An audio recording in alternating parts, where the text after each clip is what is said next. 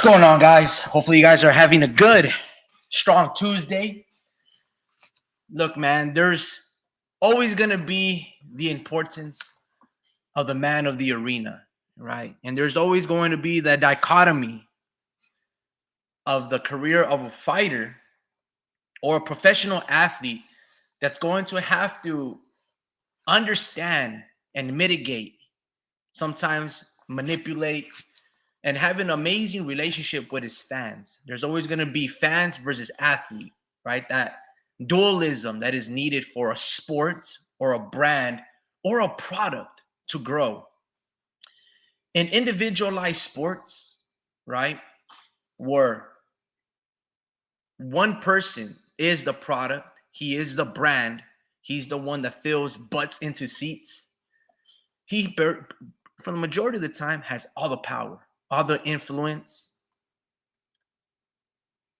And it's very hard to tell him what to do, right? And everything is banking on the health, the conditioning, and the training of, give me a second, just so I won't get interrupted.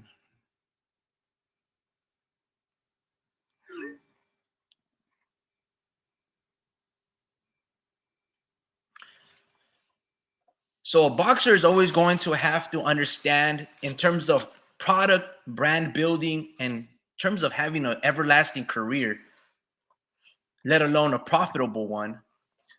A boxer, UFC fighter, a guy that does Muay Thai, any of these things, a grappler, a wrestler, they're going to have to really focus on building a loyal fiscal fan base, okay? Because that's essentially how you're going to feed your family. That's essentially how you're going to pay for sparring, nutritionists, chefs. It's going to keep the bills paid and the electricity at the home, right? So when there's this notion, or when fighters or writers say that these fighters don't owe us anything, or they've given us enough, up until they retire,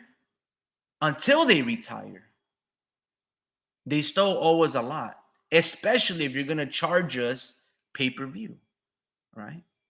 If we are to attend a sporting event, if we are to buy shirts, hats, shoes, boxing gloves, right? No boxing, no life. If we're going to buy this merch and buy our hard-earned money, your voice should be extremely heard, right? You go to any other situation in the world. You go to Nike, you go to Sports Authority, you go to Champs, Chic. You can buy, you go to the Van store. You have options in life, right? Sure, they build and they associate with people that have followers or have influential power. But at the end of the day, who you are and what you like, you get options to purchase anything that you want. And guess what? You can always leave a customer review, a good or a bad, review. And they have an HR, a human resource department that focuses on either replying back or incorporating your honest opinion of the product, whether the product has longevity, if it's quality, if it's musty, if the shoelaces were ripped, if the stitching was not perfect, right? But apparently when you demand these things, that you demand the rest of the world, McDonald's, the minute you start imposing this type of attitude, this criticism to these boxers, to these fighters, they get all offended by it. They get all ass tight about it. They shell up. They get into this little shell and, you can't tell me anything. I'm going to do whatever it is that I want to do. Okay? And then sometimes we make these fighters so bigger than the sport at times, right? Where they, you can almost say that they're bigger than the sport itself, right? At times it was Mayweather. You couldn't tell that dude what to do. He was going to do whatever he was, and we were all going to tune in.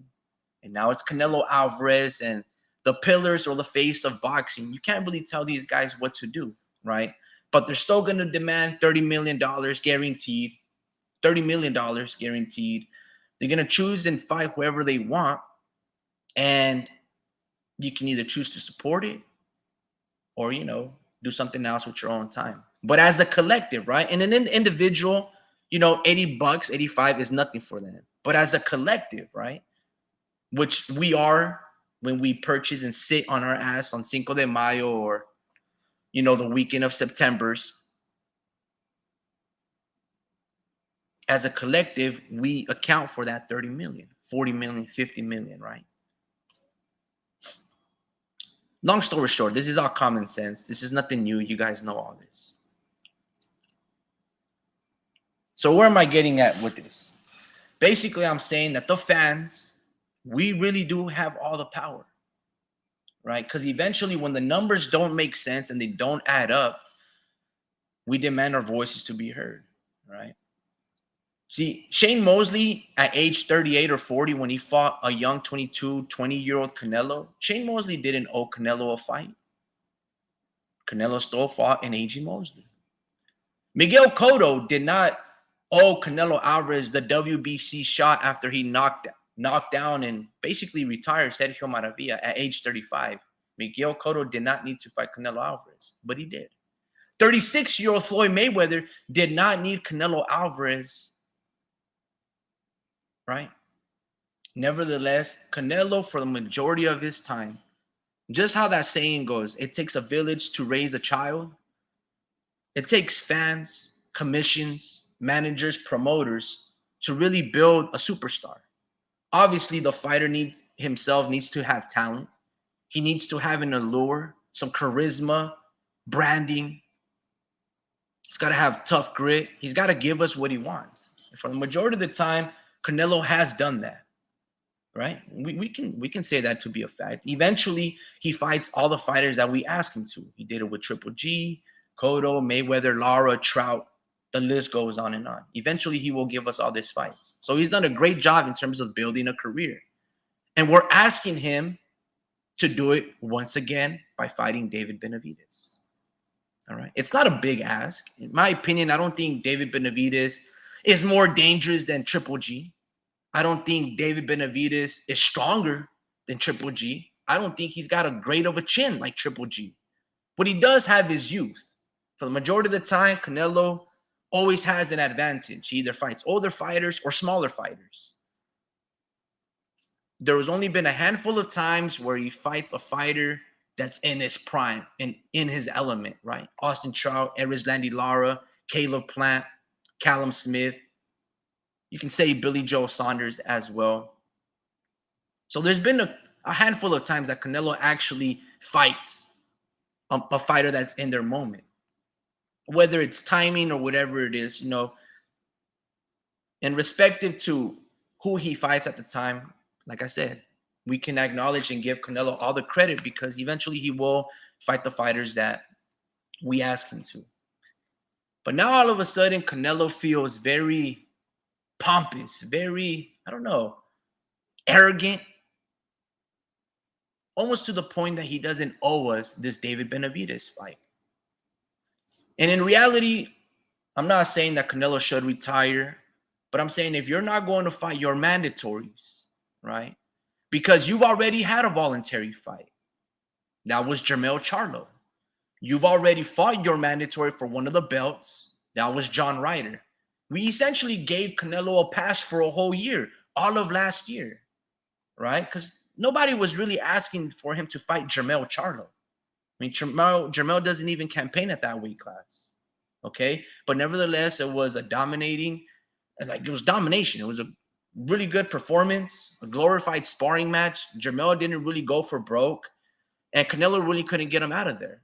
Against John Ryder, a homecoming fight, fighting back in Mexico, that was nice. Baile Folklorico was out there. There was mariachi playing. It was a fantastic homecoming for, El Rey de Mexico.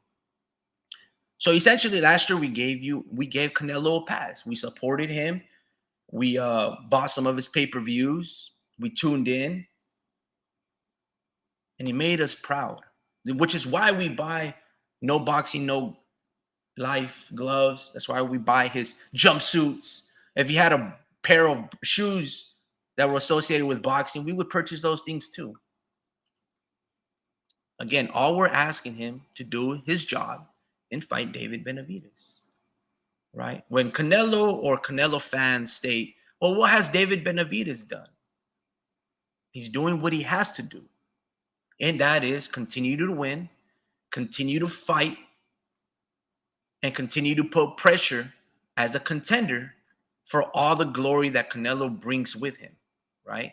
Canelo, like most champions, have everything to lose, which is why if you impose your mandatory status to a sanctioning body, they're only going to give you 25% of the profit, and the champion gets to keep 80 to 75%. That is very fair. So again, when people say that, oh, Canelo owes us nothing, or when writers try to give Canelo a cop-out and give him this leeway, this wiggle room to essentially bitch out of a fight that we want, they are in the wrong. They are absolutely in the wrong. We're not asking any other corporation, successful, structured, billion-dollar, trillion-dollar corporations, anything different that we're asking these fighters. We're not being unfair.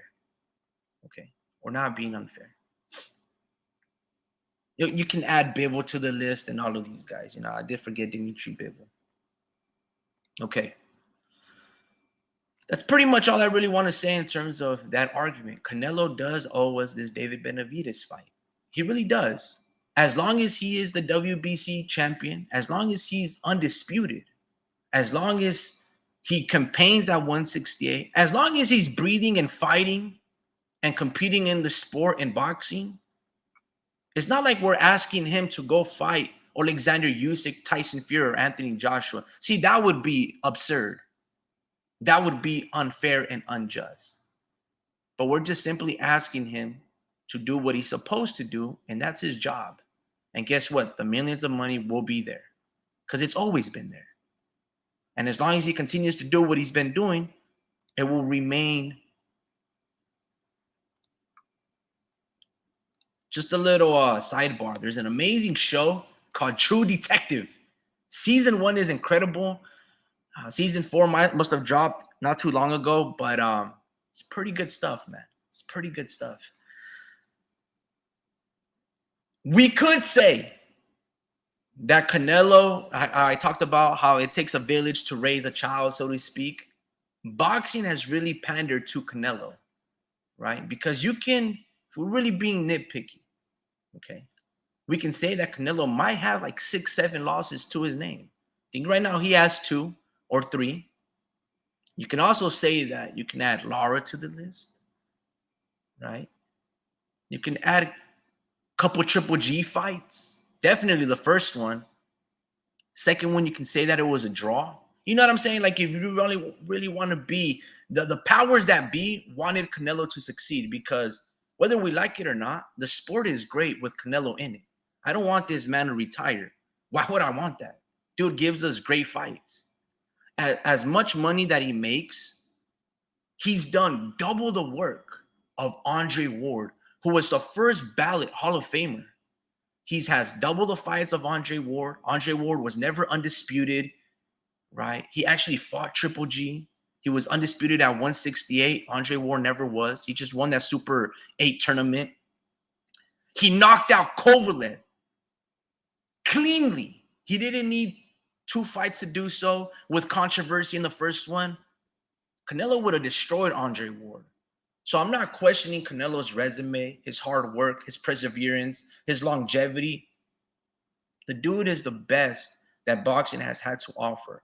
None of those guys would have fought Dimitri Bivol. Dude, you can honestly say that Andre Ward retired knowing that Bivol was coming up. You can honestly say that.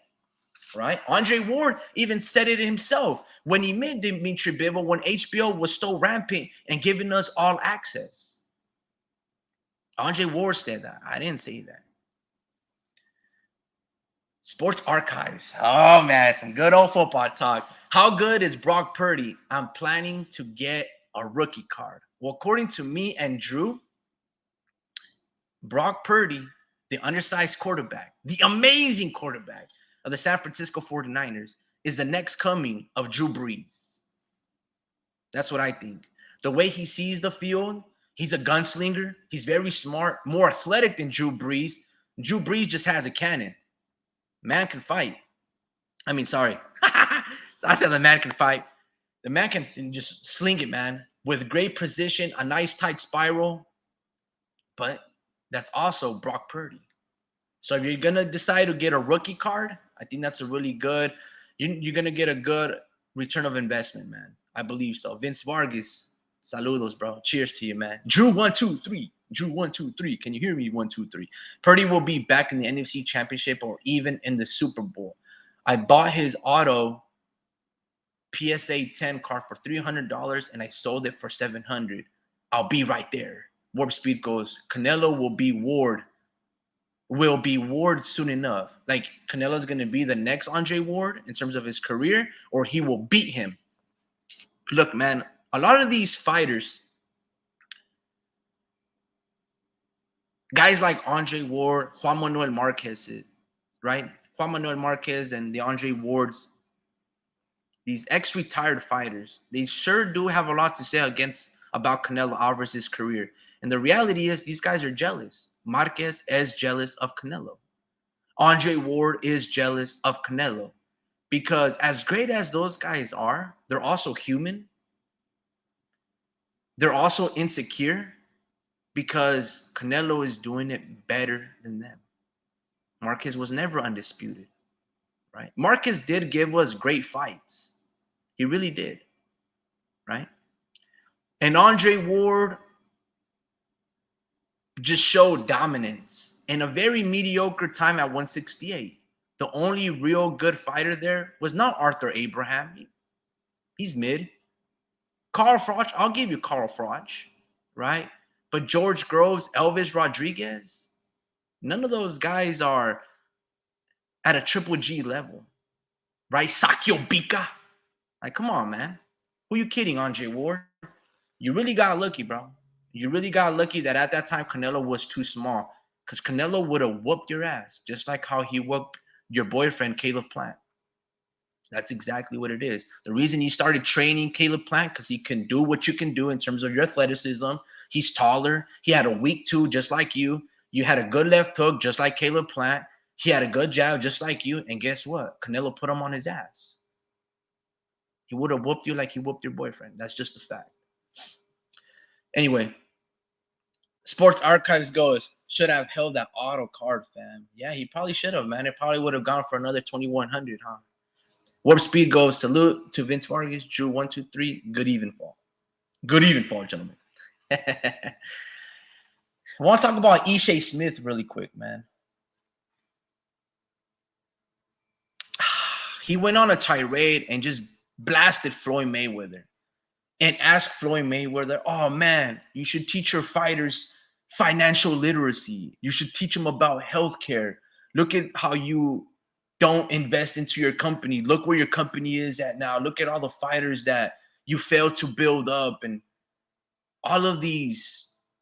It reminds me of Adrian Broner when he was bickering and complaining and blasting Floyd Mayweather. It's sad that these guys like Mickey Bay, now I don't want to put all of these fighters in there, but Mickey Bay, Badu Jack, Jalen Love, Ishe Smith, right? Angelo Leo. Mayweather gave you guys the blueprint. In fact, he gave you access on his undercard to reach out to millions of fans that tuned in. And Jalen Love, Ishe Smith, you can even say Badu Jack, though Badu Jack has done very well for himself. And all of these fighters, Neno Rodriguez, they never lived up to the cachet and the brand of not only being unblemished, but being great in the sport of boxing. Floyd Mayweather gave them everything that they needed. Access to the Mayweather gym, resources, trainers, top sparring, undercard, exposure. And all of these guys like Ishe Smith are ungrateful. Canelo did right by every single one of you guys in terms of helping you build the brand. Badu Jack has the Ripper, creatine shakes. Look at Tank Davis. He understood the game plan. He actually lived up to the standard of Floyd Mayweather. And guess what? You can say that he's a household name or one of the faces or a pound for pound fighter. But yet there's guys like Ishe Smith, like many others, that try to tarnish the reputation of Floyd Mayweather, like many fighters try to tarnish the reputation of Oscar De La Hoya. No different than bitch ass Errol Spence, right? Guys that they've never really done business with Oscar, but yet they go behind every single day on the interviews and try to tarnish these legends freely, man, freely, when they have not done nearly half or one third of what Mayweather or Oscar De La Hoya did as a collective. But yet, there's always those bickering people that want to pocket watch and ask these guys to teach you about financial literacy and healthcare. Like, where are your parents, bro? What about you have your own brain, you have your own mouth. Instead of putting all this responsibility on another man that is in your blood to teach you certain things, why don't you ask? Why don't you try to educate yourself? Everybody knows about healthcare. Everybody knows about taking care of your own health, doing your own research. You don't need, I mean, nowadays, people need to do your own critical thinking for you, and they're supposed to teach you and guide you like a baby. That's Ishe Smith, man. Right? It's disgusting, bro. It's like, wow, bro. Like if I was a professional boxer and I was in the undercard of a Floyd Mayweather, he was my promoter, I would be grateful. Now I'm not gonna massage his back and lather him up. No, I'm not gonna do that. I'm just gonna do my part and execute what I'm supposed to do. Okay.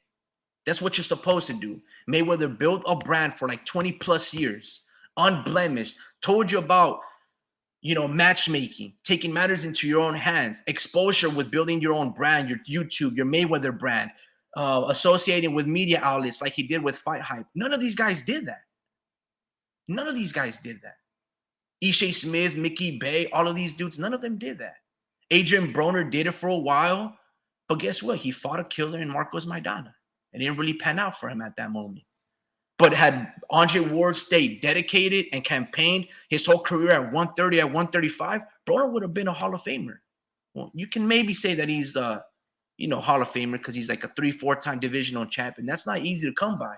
But if Adrian Broner stayed at 135, that power, that speed, man, Broner was dangerous, especially when he fought Eloy Perez. I think that was at 130. Broner would have been nasty.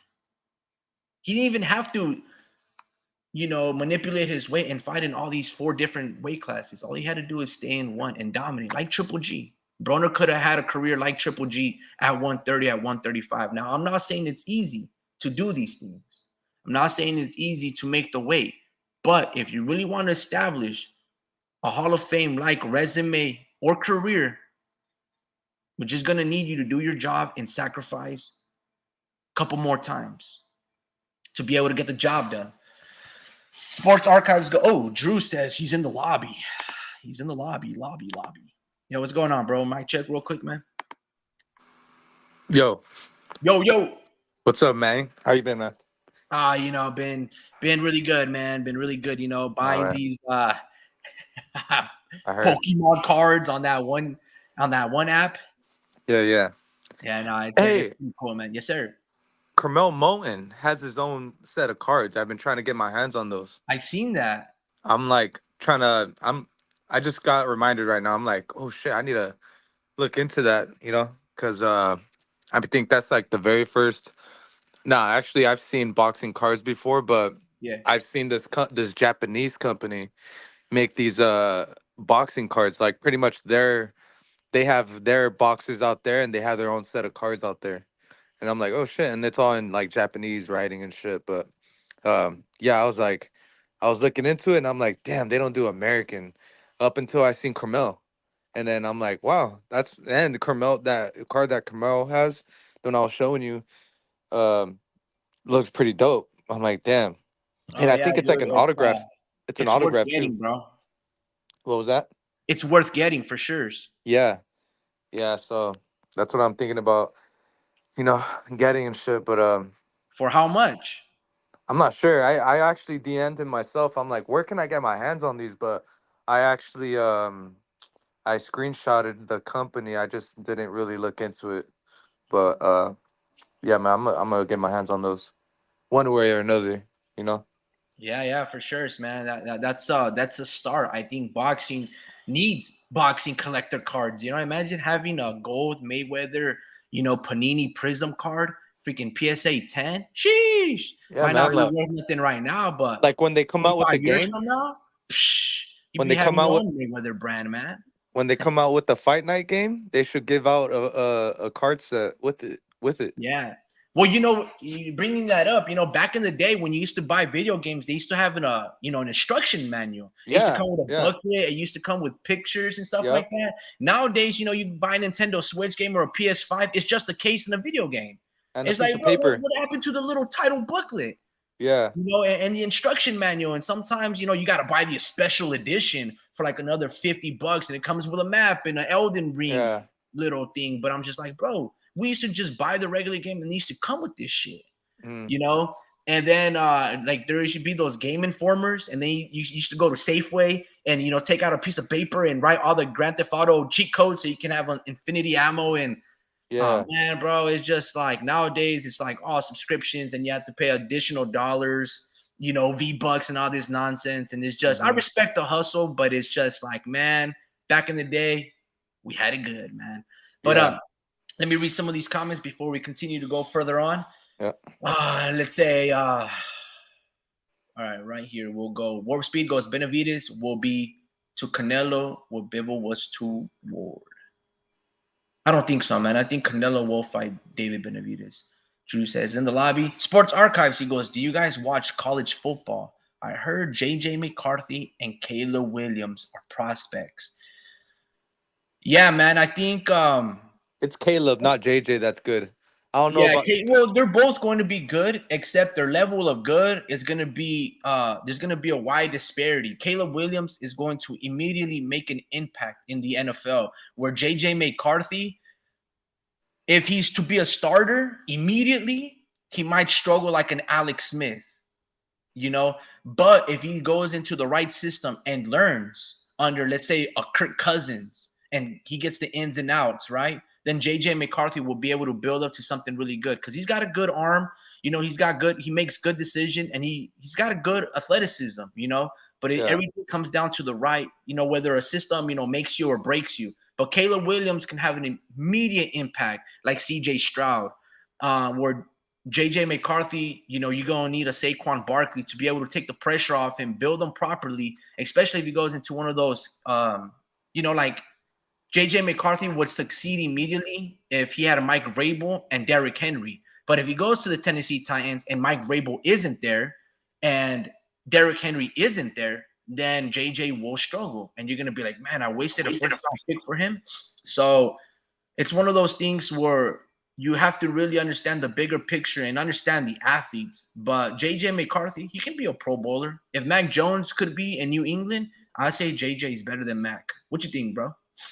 Uh, Mac Jones. Who? I know the way I said it. Nah, man. See, JJ still to be proven. You don't get too many good quarterbacks coming out of Michigan. They're usually like mediocre. They don't do too much. Um, they don't do too much scouting, like as far as quarterbacks. Like they just want like a typical quarterback that can sling the ball. But you see there's a trend going on, and that's pretty much most teams' quarterbacks. That you got a Brock Purdy, but he does it at a different level, and you have dudes like Howell, from Sam Howell, I think that's his name from Yeah, I think Washington. yeah, from Washington. He He's led good, the bro. NFL. He led the NFL in passing. Yet they're still gonna draft a quarterback second overall in Drake May out of North Carolina. Yeah, he Um, might be really good. yeah, so it's like, man, he can actually turn out to be that. But I mean, again, like I don't think JJ is that all that. Like he still needs to prove it. He hasn't. He just had like some of the best squad in college to work with. So I think he just took advantage of that. And I think Jim Harbaugh is just that good of a coach. He gets any quarterback uh ready to go for these games. So um Yeah, I don't think. I think JJ's all right. I mean, he could be okay, but Caleb has proven, that he's great. It's just what I question is, if you're so great, then why didn't you go undefeated last year? You know, you had two beatable games that you're winning all your games, and you lost like one or two of them, but that one that you lost kind of got you out of the playoffs, and then you kind of seen him not play that well, or like he just kind of, like, the effort wasn't there, but he was still playing good, like he wasn't dominating, but you can see like everyone else around him kind of wasn't playing at the same level because they found out they weren't going to make the playoffs. But yeah, so it's that's what makes it hard to judge. But when they were in the runnings for, the national championship and being in the playoffs or in the tournament, I mean, you seen how good Caleb was, and yeah, Caleb's just head over heels, bro. He might, like, I have a feeling he's gonna be better than Trevor Lawrence, and I think, I mean, yeah, because the hype. So the hype was Trevor. They say Trevor was the highest rated quarterback they've ever like scouted since fucking Andrew Luck, and he belonged it in very rare territory, like like those dudes that got highly touted in high school, and like John Elway, and all these guys coming out of high school, because those guys were like phenoms in high school. But Caleb was almost at that level. It's just Trevor's level was just so high, bro, like that he's kind of they're still hoping on this dude to do something great, so those that guy is still to be told, but Caleb Williams, I mean, he could be that guy, man. Yeah. Yeah, I feel it, man. Let me ask you this, man. Do you ask your employer to teach you financial literacy? And do you teach them do you ask them about healthcare? Wait, who and who? Going back to boxing. What Oh, my Ishe bad. Smith, he blasted Floyd Mayweather. Uh-huh. And do you teach your company to teach you about financial literacy? Do they teach my company? No, no. Do you ask your company about teaching you about financial literacy? Good Like, whose question. job is it to teach you about financial literacy? See, it depends what profession, bro. What if I'm a real estate agent, and you're supposed to teach me how to allocate my funds, you The know? NFL has a football player seminar Yeah, where they see? Yep. take matters into their own hands Because and they make teach so much. about what to do, how to invest, how to save their money. Drunk driving. They cover all their bases, right? There is an employee handbook, and they have ex-retired football players. But that is the sport of football. The National Football League has a duty to teach every single player, right? There's not so basically what I'm saying is the sport of boxing has the responsibility to teach its boxers in seminars about brain damage and defense and all of these things. Like, they should teach, and they have the responsibility to do Right. so, Can I right? say something? Not individual people. Mayweather doesn't have the responsibility to teach its fighters. But guess Boxing what? as a whole, if they were to have a union, they are supposed to do that. But You as know what I'm far as saying? Floyd, But as far as Floyd, bro, like he was taught so much by Al Heyman about the game of business. He kind of gave him the special treatment, when he should have gave everyone the special treatment in the sense where they gave them all free game, and how to allocate their funds and how to go about training camp, because that's really what it is. It's training camp that's most of the cost, and after that, you're hoping that investment that you put in training camp comes back in the fight, right? And that's why he should teach a little bit more about that. Floyd wouldn't be where he's at, as far as his businesses, without Al Heyman. Al Heyman put him on so much game, bro. He even shouts him out so much, like he taught him what he should have taught everyone else. And now it's Floyd's fucking like a responsibility in a sense because he's only doing that with dudes like Carmel. He was paying for Carmel's fucking I forget what he was paying for his bills, his dad's bills while he was in training camp.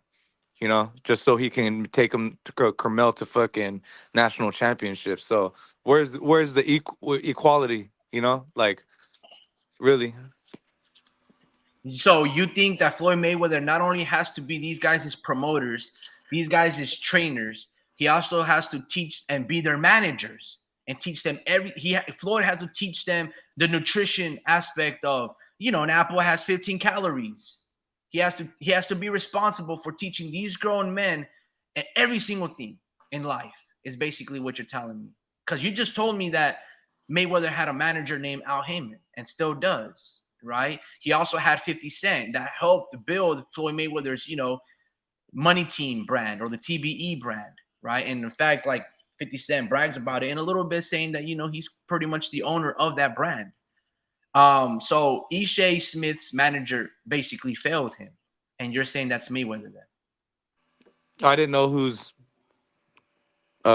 manager. Well, I thought it was actually. I thought actually was with Money Team.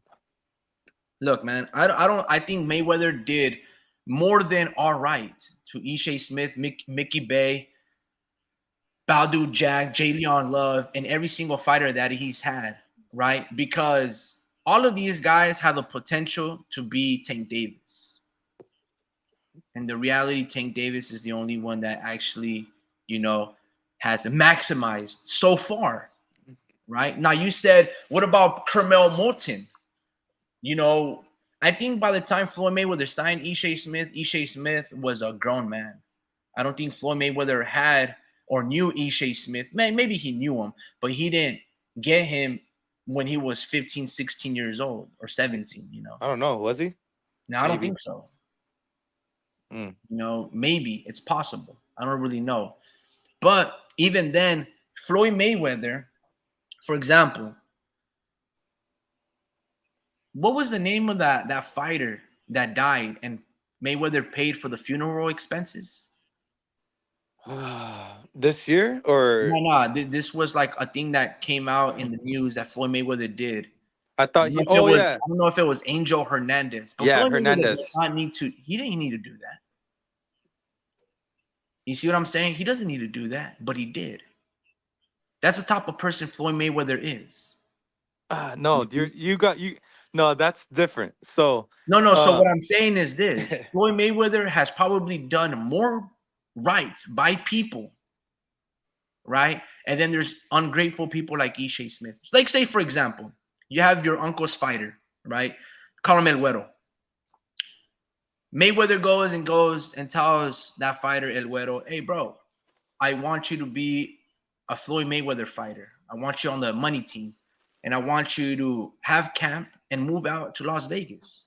I'll put you in an apartment or whatever the case may be. I'll get you X, Y, and Z. You'll have your camps here in Las Vegas. The only thing is you're gonna have to probably leave your manager, your promoter, who you have right now, and you gotta hop on ship, right? You can't really like that's actually pretty nice. Would be even better is if Mayweather reached out to your uncle, asked for permission, and even asked your uncle, hey, I want you and your fighter, because you've done extremely well, to use my resources, yeah. right? To So use my resources. I want you, your fighter, to be a Mayweather fighter. Now you're on the Mayweather brand. You're going to fight on my undercards. That's essentially what Mayweather did to all of his fighters. So how is that for financial literacy? so Giving you exposure to help build your brand.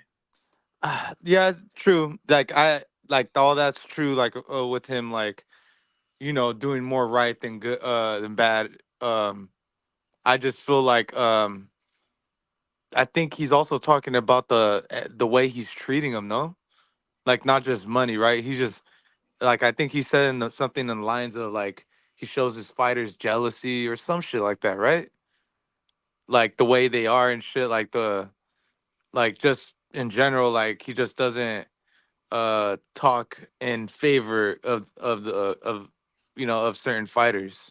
He's always kind of being a pessimistic in a sense, you know, for these guys' careers, you know. So um yeah, I don't know, like I think as far as financial literacy goes, like with Floyd, I feel like, you know, he doesn't need to treat everyone like Carmel, but I feel like if you're signing to Floyd, regardless, they should all be treated the same.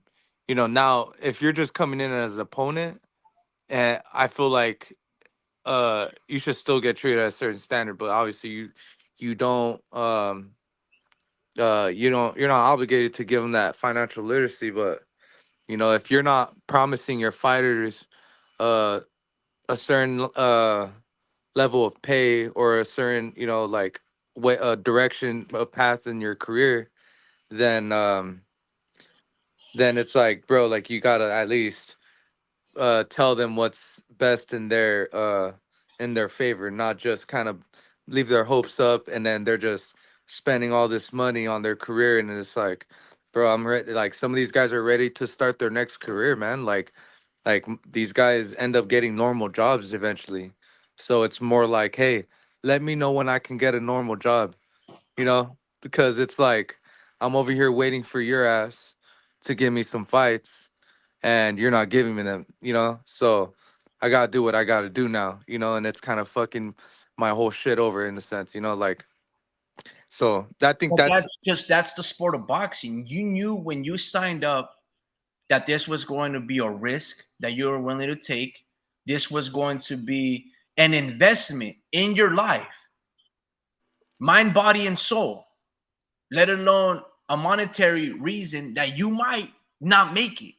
In fact, when you play any sport or you have any talent, an artist, you make amazing artwork, a graffiti artist, whatever the case may be, when you have talent and you decide to aspire to become an artist or a professional athlete, it's a risk. For example, even if you're a college student and you go in the pursuit of higher education, just because you get that diploma does not mean that you're going to go into that line of work and you're going to, that diploma is going to get you a job. You see? So this is what I dislike about what Ishe Smith is doing and everything that he went on about blasting Floyd Mayweather. are you It's able like, to show me? what happens is that's just life, Ishe.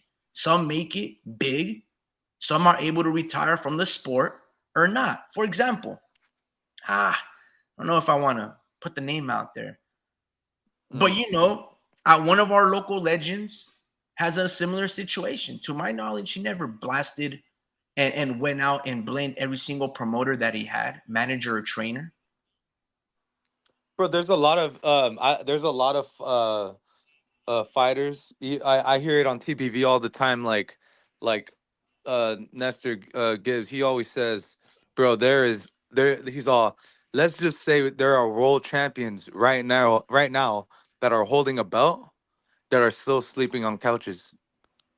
You Yeah, know? of course. Yeah. And he didn't say any names, but he said that there are former world champions and a lot of world champions that are sleeping on couches right now. And I'm thinking like, fuck, man, like I'm hearing stories like that dude, fuck, what's his name? Emantia, Stenonius. Like, poor guy. You know, that dude hasn't fought in a minute, man. Yeah, So absolutely. yeah, he hasn't That gotten paid in a liver, minute. surgery that he had to pull out first against Virgil Ortiz. That fight got postponed 3 times. Hasn't Yeah. fought in over damn near 2 years. Same thing with Butayev, right? Hmm. Who Iamonte Oh wow. Stanionis beat. Yeah, bro. There's a lot of these fighters that aren't making that money. Yeah. You see what So I'm it's saying? sad. Look at Ruben Villa. If it wasn't for his gym right now, it would be a similar situation as well. And he Yeah. beat Alberto Venado Lopez. And he's doing great right now financially. So that's what I'm saying. It's like, so it's yeah, this sport requires a lot of luck, a lot of skill, a lot of pain and tears, and you have to come to the acceptance that it might not work out in the end, right? And that Yeah. can be said for every single one of us in this world, in this life, Yeah. right? I Hmm. can, for example, I can try to build this 1960 El Camino, right, and get a show car ready, and guess what? Next week, I can be driving it and boom, car accident. And guess who's gonna pay for that? Nobody. Hmm. Nobody. And all Yeah. the time, effort, money wasted in buying equipment to make a custom like piece Just of so art just so you can gone. hurry up and drive it. Absolutely. Yeah. And that's just life. Yeah. It's not, oh man, everything happens for a reason. No, pendejo, that's just life. It just happens. It Hmm. didn't happen for a reason. Could have been a drunk driver that hits my car. I could, be my girl be topping me off and I run the red sign, whatever the case may be. Oh man, That's just life. you Shit did that happens shit, and we bro. have to deal with it.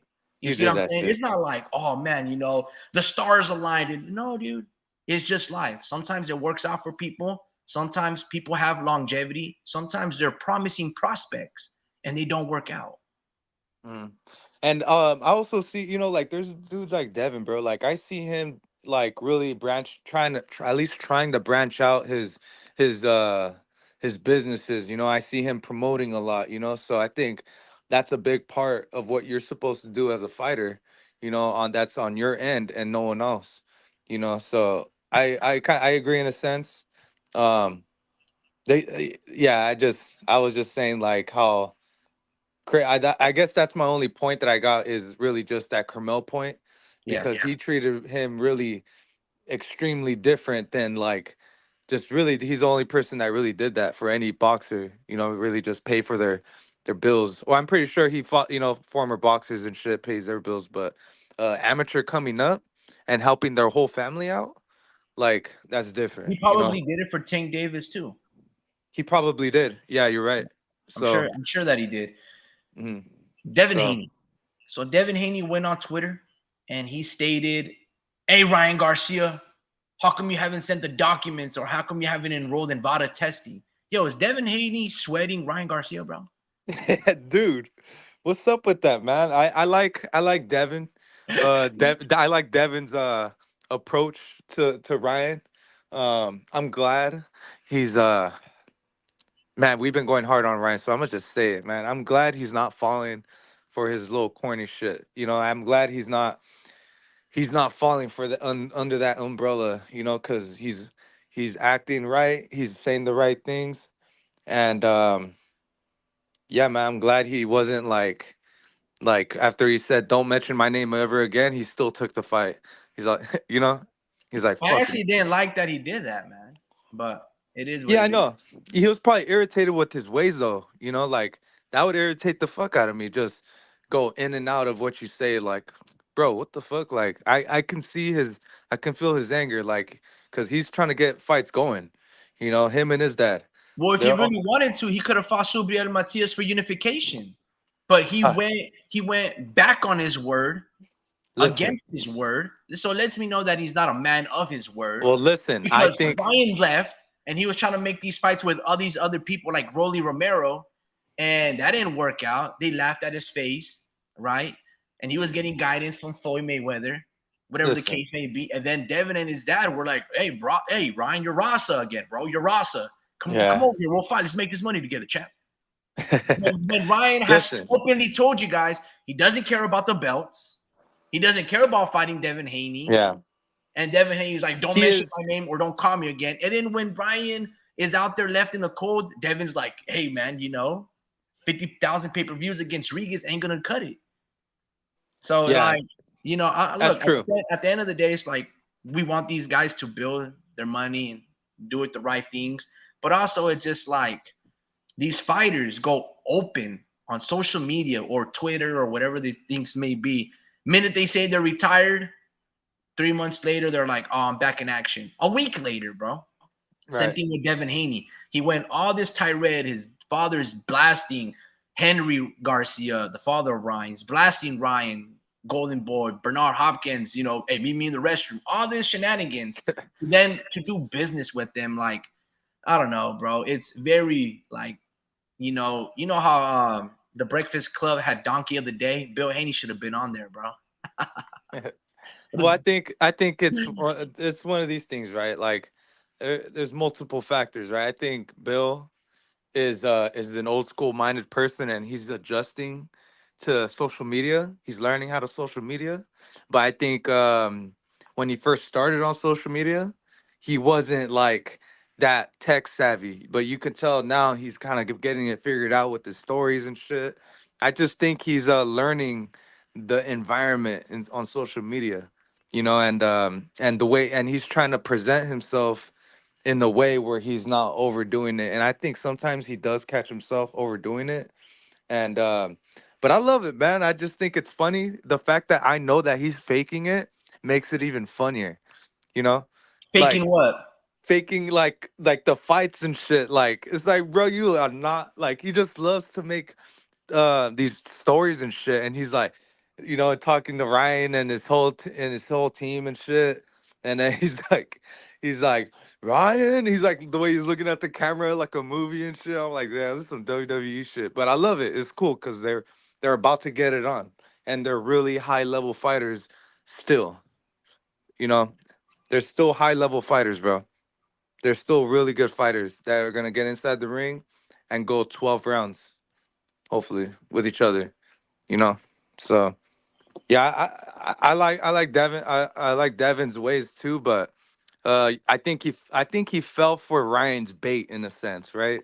With the way he sounds, and he's just like he's just trying to come off as a grown individual, and I think Ryan is around really immature people, and it shows. So yeah, I think it's more of a. Ryan's the one that's coming off more as corny than Devin. Devin's not trying to catch the corny, if you know what I mean. He's not trying to get that corniness rubbing off on him, So he's trying to, you know, act right, So yeah, no, I think they're trying to do what's best. I think the whole the whole drama, when they were like getting it on, really kind of helped out some of the people who didn't know that they were fighting, like, oh wow, they're fighting now, okay, cool, so that helped out in a sense. I don't know how good the sales does, right? I think i think i think it does half a mil, or less, maybe even 300K, but I think it's really just Ryan's people that are going to do it. That's why I wanted it here in the Bay Area, because people, he's gonna get, not only he's gonna get is he gonna get streams, but he's actually gonna get people going there, because I think his sales were low, but people were going over there live more than anything. And I think that's kind of the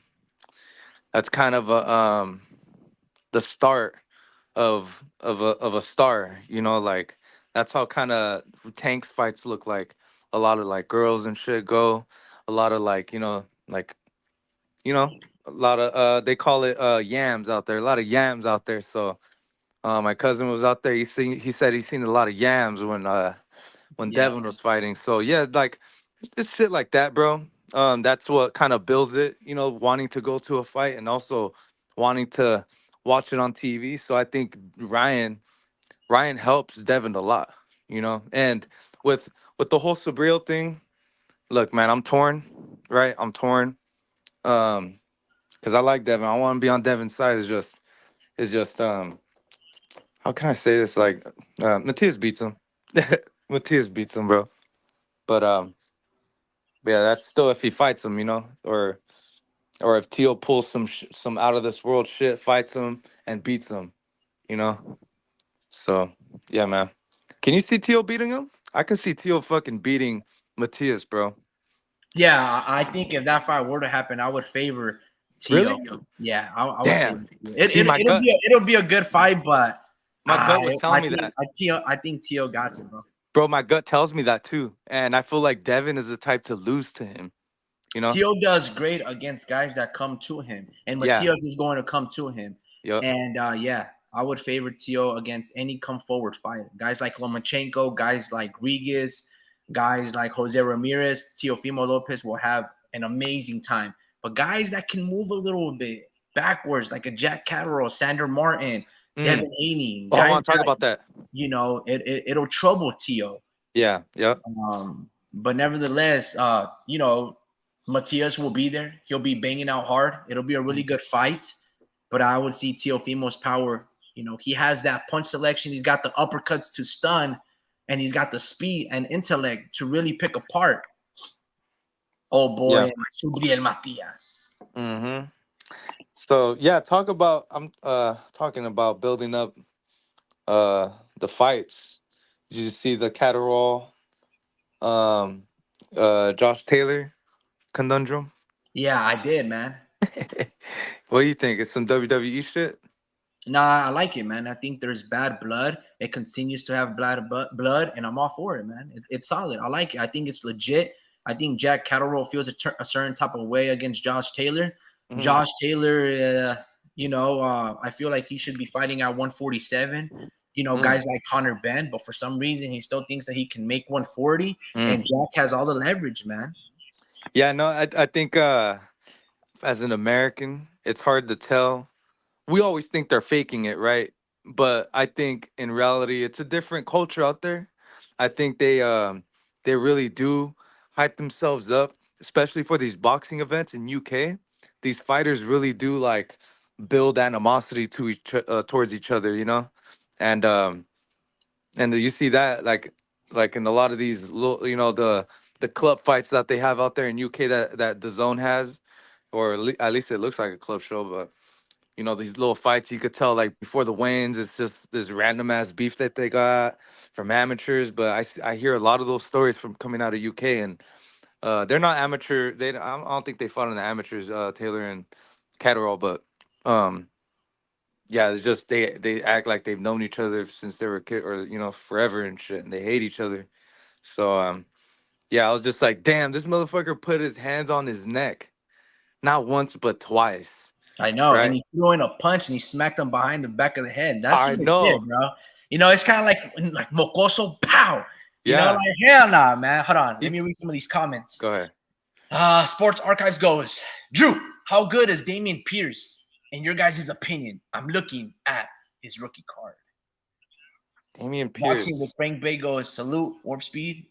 Tio Okay. is a major talent. Don't get it twisted. Neither Stank, Debbie, or Shakira have beaten a Loma or a Josh Taylor caliber fighter in their careers. So there is that. And also Devin Haney, nor Tank, nor Shakira. Maybe Shakira.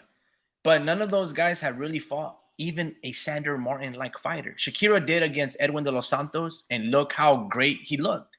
He looked horrible. You see what I'm saying? Like he couldn't even cut off the ring against Edwin de los Santos. He landed one more punch against Edwin de los Santos. And Tio has fought all of those styles and continues to fight those polarizing styles that are bad for his level of how he goes about cutting off the ring, right?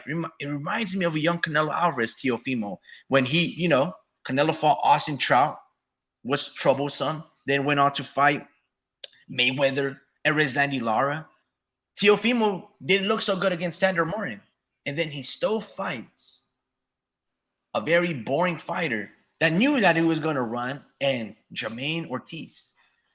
It's very Canelo-like, man, Teofimo Lopez. But going back to Damian Pierce, do you like that rookie card, Drew? Yeah. He's a good running back. He's actually with the Houston Texans.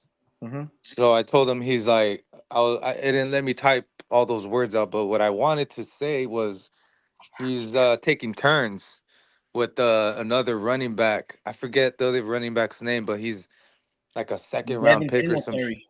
Yeah, Devin Singletary. So I think he's also a good running back. So he's sharing the most of the load. So I mean, stuff like that. I mean, you're pinching pennies type of thing. I think I was telling Rick, if you're gonna get any card, get a QB. Um, get a Why? QB. Why QBs?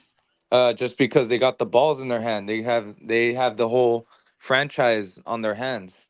So it's just that quarterback's good, the whole team's doing good in a sense. If they have a good defense, then good. Defense doesn't sell though. Don't Yeah, I was telling him PSA 10, Deion Sanders, autograph PSA 10, $80 on eBay. Like they're not worth a lot. So That's a good card to buy, though. I definitely get it, But they have to have the hand. They pretty much have to get the ball in their hand. They have to be a skill position player, or they have to have or be a running back or a quarterback. The reason why is because they have a chance to be MVP of the league. So if they're MVP of the league, that's pretty much the star. Mario Kart, you get the star. Like that's the star. If McCaffrey got MVP, then it pretty much equates to a damn quarterback price. So yeah, Yeah, I know. Yeah, hella so pause. He said hella pause. yeah, because you said something like, "Oh yeah, he's got the balls in his hand" or something like that. uh, You said like you said two borderline sus things right there. But no, no, man. Like to summarize it, the quarterback is always every single snap. He's gonna have the football. He's gonna have the decision. He's always gonna touch it. So there's always more quarterback upside. So guys like Drake May, guys like Jalen Daniels, those guys, JJ McCarthy. He's basically saying bank on them than other skills position because in terms of a return of investment. See, I like to collect cards just to collect cards. I just like to collect things. I like archival things. I like newspapers. I like tangible things that I can hold, right? But if you're looking at it from a monetary standpoint and to get some upside and some growth to have longevity, then he's basically saying double down on QBs. Get yeah, guys like your Sanders, get guys like the Oregon quarterback Bo Nix, get cards like those. Rather than a Damian Pierce, who basically is a top running back. He was like one of the rushing leaders as a rookie. And then this year, when they draft CJ Stroud, he's not even a committed player. They got Devin Singletary, who they got from the Buffalo Bills, and that dude's getting the carries, 20 plus. He's getting the backfield touches, and he's essentially the next Austin Eckler. So I really wouldn't get a Damian Pierce. Not saying that he's not a good running back. It's just Houston at this particular moment in time and space, they're not really utilizing him as that down back. So, no, yeah, you should not sell a Christian McCaffrey card. Nah, you should keep that one, man. yeah. No, I was telling him. I was typing it right now. With Travis, he said Travis Kelsey. Don't sell, and I said yeah. I was gonna say yeah, but when you buy it, pretty much the dude that bought the original. Say you're trying to buy a PSA 10, Travis Kelsey. I mean, if it's a base Travis Kelsey, yeah, it's only $2, 2-3 bucks, on eBay. But if you're trying to get like an autograph, PSA 10 Travis Kelsey, uh, they're cheap, bro. They're like maybe like $500 to $1,000. And you'll see a Patrick Mahomes card autographed PSA 10 for 15 grand, right? You'll see that exact same style auto PSA 10, Travis Kelsey for like $700. So it's like you'll exact same everything, but the fact that it's a quarterback, 15 grand. So so just to give you a comparison, and there's even a Tony Gonzalez auto for like, because he's a Hall of Famer, for like 1,500. When they make Hall of Fame, their value goes up. They gotta be enshrined though. So all of Patrick Willis's cards went up slightly, just a little bit. Um and I mean like $30 to $80 type of shit. But if it was a quarterback, oh, what that $15,000 card that's on sale, Patrick Mahomes, the day he is enshrined, it will be worth more than six figures. Like off top, just six figures. Um, but yeah, that's just how it works, man. Yeah, and also you gotta time it. Um, it'll literally be the same price if they didn't win MVP. If they're not winning MVP or going to the Super Bowl, their value goes down. So there's only two quarterbacks that go. So you have to bank on two quarterbacks or at least six other quarterbacks that are in the playoffs, or else you're gonna lose out on money. Yeah, that's what I learned, man. I learned a lot, man. Warp Uh, speed, mic check real quick, yeah. man. Oh what? Oh what? Homie Ricky, can you hear me? Yes, sir. Yes, sir. Okay. Well, good even fall to you, the homie Ricky. Good even fall to you, Drew. Good even fall to every single person here in this life, from Sports Archives to Drew123, Boxing with Frank Bay. The Mexican G, as always, a pleasure contacting each and every one of you. And of course, a special shout out to Mr. Vince Vargas. Good even fall to you, and good even fall to one and all. Did you gentlemen watch Dimitri Salita's promotion, big time boxing, and its inauguration in the zone today? Negative. Who is that? So Dimitri Salita is a promoter. He's the promoter of Men Sanchez. Well, not men. I apologize. He does have men that he promotes, but he's most famously known for being the promoter for a Miss Clarissa Shields. And Dimitri Salita was a heavyweight fighter, in the same era as the Klitschko's, and well, likely Wilder. But he's since abandoned the sport as a professional fighter, and has been dedicated himself to promoting the sport and managing events. And Sarita Promotions held an event today in its inauguration for what will be an ongoing boxing series for the zone called Big Time Boxing on Tuesdays. So now, guys, we have even more boxing apparently in the sport that is slowly dying. Can you believe that? On any given week, you are gonna have to decide between Salita Big Time Boxing and the Zone or Pro Box, TV boxing.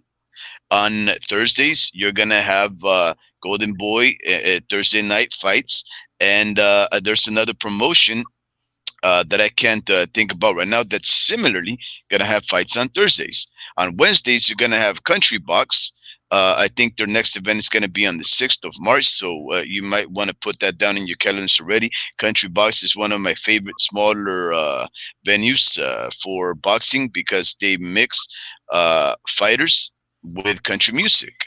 So as you have one fighter waiting to step into the ring, they play country music, and there you are enjoying a nice little salon environment with whiskey and all, and then boxing. So I think it's just a very great venture there. And of course, on Fridays now you're having fights on top rank, and on Thursdays there you go. Thursdays with the top rank, and Saturdays, of course. So, ladies and gentlemen, in this slowly dying sport of boxing, somehow there's all these promotions trying to vie for your eyes, your dollars, and your attention.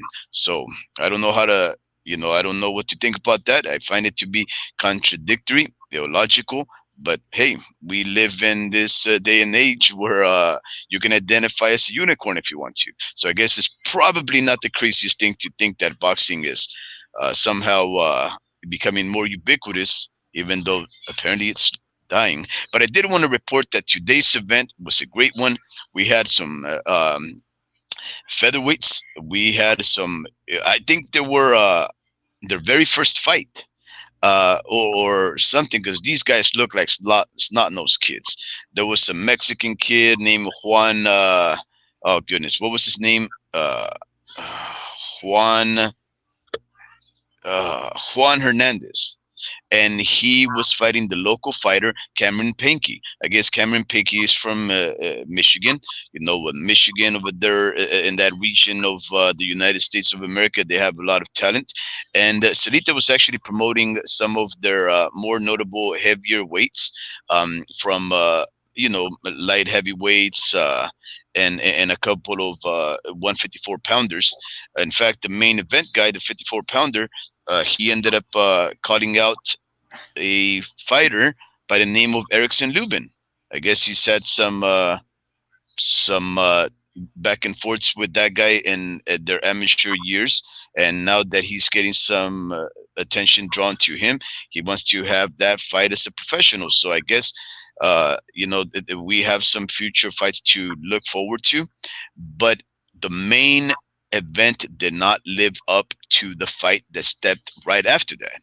So these little guys, the fights ended up becoming quite violently. Some of them ended up being stopped by knockouts. So Dimitri Salita had more airtime, and he threw in a couple of young guys that walked in there. And there was this Mexican kid, the one that I just mentioned to you, Juan Hernandez. He ended up fighting a local fighter by the name of Cameron Pankey. Now, again, Michigan has a lot of talent. Now, most notably, Michigan is known for their black fighters, right? This kid was a very young white fighter. Apparently he was so well recognized there that he even brought a fellow rapper. A rapper went in there and he started rap, bringing him into the ring. Right. So this is the hometown fighter, and he faces this little Mexican guy, and that Mexican guy was relentless, and he had this guy in his back foot, just going back and forth, throwing him to the ropes, teeing off with the guy. He ends up knocking him down. The kid, the Michigan kid, looks worse for wear, and it looks like they're about to stop the fight when all of a sudden he starts figuring out, oh, this is the timing. Oh, this is the countering. And you can see this kid just start little by little figuring out the Mexican kid. But the Mexican kid, he's not stupid. He's not just a relentless kung fu fighter. He actually has a couple of little tricks up his sleeve. He takes a little step back. He makes the other guy miss, and then he comes back with the forward aggression. And it was just a very interesting fight. Little by little, the white kid starts coming up. The Mexican kid starts falling behind. And then at the last round of the 6th round fight, they go for broke, and the Mexican won. It was a very fun event. I'm not too sure what you guys have been doing recently with your lives, but I would say this: if you guys have time, catch these fights. Now, homie Ricky, I proposed a topic of conversation for you, and I think you already addressed it, you and Drew, and it was of course Ishe Smith's comments regarding his former promoter and one Floyd Money Mayweather, right? And you did a good job, right, addressing the subtext of what was going on. Because at first glance, if you read into the comments that Ishe Smith, a former champion, I think at 160, and I think he once came out in the television show The Contender, what a lot of people are focusing on is basically the detraction that he is having for his former promoter and Money Mayweather, basically saying that he's not the best ever, even though his previous promoter calls himself TBE. And a lot of people are really focusing on that angle, on bringing up the same old matter again of whether Floyd Mayweather is the best ever and so forth and so on, right? And we all know that's subjective. Depending on what you think, you can cherry pick a person's career. You can say he cherry picked here. He fought this weaker opponent here. He was waiting for people to age out, so forth and so on. You can say that about every fighter. You can say that about Money Mayweather. But a lot of people really are glossing over that one point of importance, which is the subtext, which is, does Money Mayweather owe any of these fighters anything, right? Does Money Mayweather, uh, did he have an obligation to Ishe Smith? Does Ishe Smith have an obligation to be grateful for this fighter that put him up in some of the highest ranks in the sport of boxing and even made him a champion? Along with Badu Jack, he held that fighter there at his ranks. Badu Jack, he had him. He made him a champion, if not mistaken. And then, of course, Badu Jack ended up leaving Mayweather. Ishe Smith, if I'm not mistaken, he once held the title, perhaps a lower title, but nonetheless, he was also there, highly promoted, coming out on television in main event fights. And of course, he also had another champion in a very rough and notable contender in Jay Leon Love, when he ended up putting up one of the most violent fights that ever seen, Jay Leon Love versus Gabriel Rosado, right? So he's given these guys opportunity. But I guess Ishe Smith felt a certain type of way against Mayweather. And of course, I'm not too sure if you read the whole thing homie Ricky. Um, and it's very short because I guess it was just a couple of messages long on Twitter, or X, formerly known as Twitter. But one of the things that you addressed, which was basically the uh, the critique that E. Shea Smith had for Money Mayweather and not providing these fighters more literacy, as he called it, especially regarding monetary uh, issues, right? And I think you were right on the money, homie Ricky, when you basically said that Money Mayweather is not this guy's father, right? He's not their father. He has no obligation whatsoever besides giving them an opportunity, right? That's all that I've always said about the sport. Give us an opportunity, give a fighter an opportunity, and then take that chance, take that opportunity, and maximize it. Everything else is secondary. The main concern is you have to have an opportunity, right? What you make of that is up to you, because that's the one beautiful thing that the sport of boxing provides: the ability to define your career according to your terms. Of course, in an ideal world, that would be the case, because in reality we know this sport is very corruptible. We know that regardless of what you want to do in the sport, if somebody wants to destroy your career, this is the sport to do that, because it's run amok with corruption and all of those things. But nonetheless, I say this: if you maximize your opportunity and you go for broke and you give it 100%, you entertain the fans, you go out there for maximum violence and you knock out your opponent, it doesn't matter what the odds are. Like this Mexican guy who had 800 to 1 odds against him. He fought the hometown fighter, he beat those odds, and he maximized the opportunity. And at the end, he took that victory. So, Ishe Smith, J. Leon Love, Badu Jack, Angelo Leo, and these fighters, Josue Vargas, all have gotten opportunities at the management, well, the promotion of Money Mayweather, and he does not owe them anything else. He does not need to become their financial management company. He doesn't have to do that. All he has to do is lead by example and say, as a boxer, my main job is to make you a better boxer. This is how you throw a proper punch. This is how you move. And this is all he has to do, right? Everything else is up to the management of the obligations of the manager for these fighters. But most interesting, and I think you glossed this over, and I think a lot of people are glossing this part over, and I'm not too sure why, but it was Ishe Smith's insinuation that these fighters have an obligation to a certain segment of society. And this is the part that I want to focus on. First off, of course, we know that Ishe Smith was trying to, SHIT on Money Mayweather's promotion and saying that his company is, losing a lot of momentum. And he states the company is in the shter and boxers barely fight. Yet you are flashing money, jewelry, and cars. Been there, done that. Like basically saying, we've seen you. Do something else. He goes on to say, do you want to be a goat? How about you teach, quote, these young black fighters financial literacy and Mm. how to save their effing money, how health insurance and retirement are important. Now, that's the one part that I found to be very interesting, that Ishe Smith decided to make it a racial matter, right? He said, what about your obligation to teach these quote unquote young black fighters, right? And I found that to be very strange. But I also wanted to ask you guys your opinion on whether or not you believe that these promotions are racially biased, right? Like for example, we know that one Oscar de la Hoya, he his demographic, of course, is anybody that loves the sport of boxing. You know, it left a long legacy with all colors, nations, and races of people.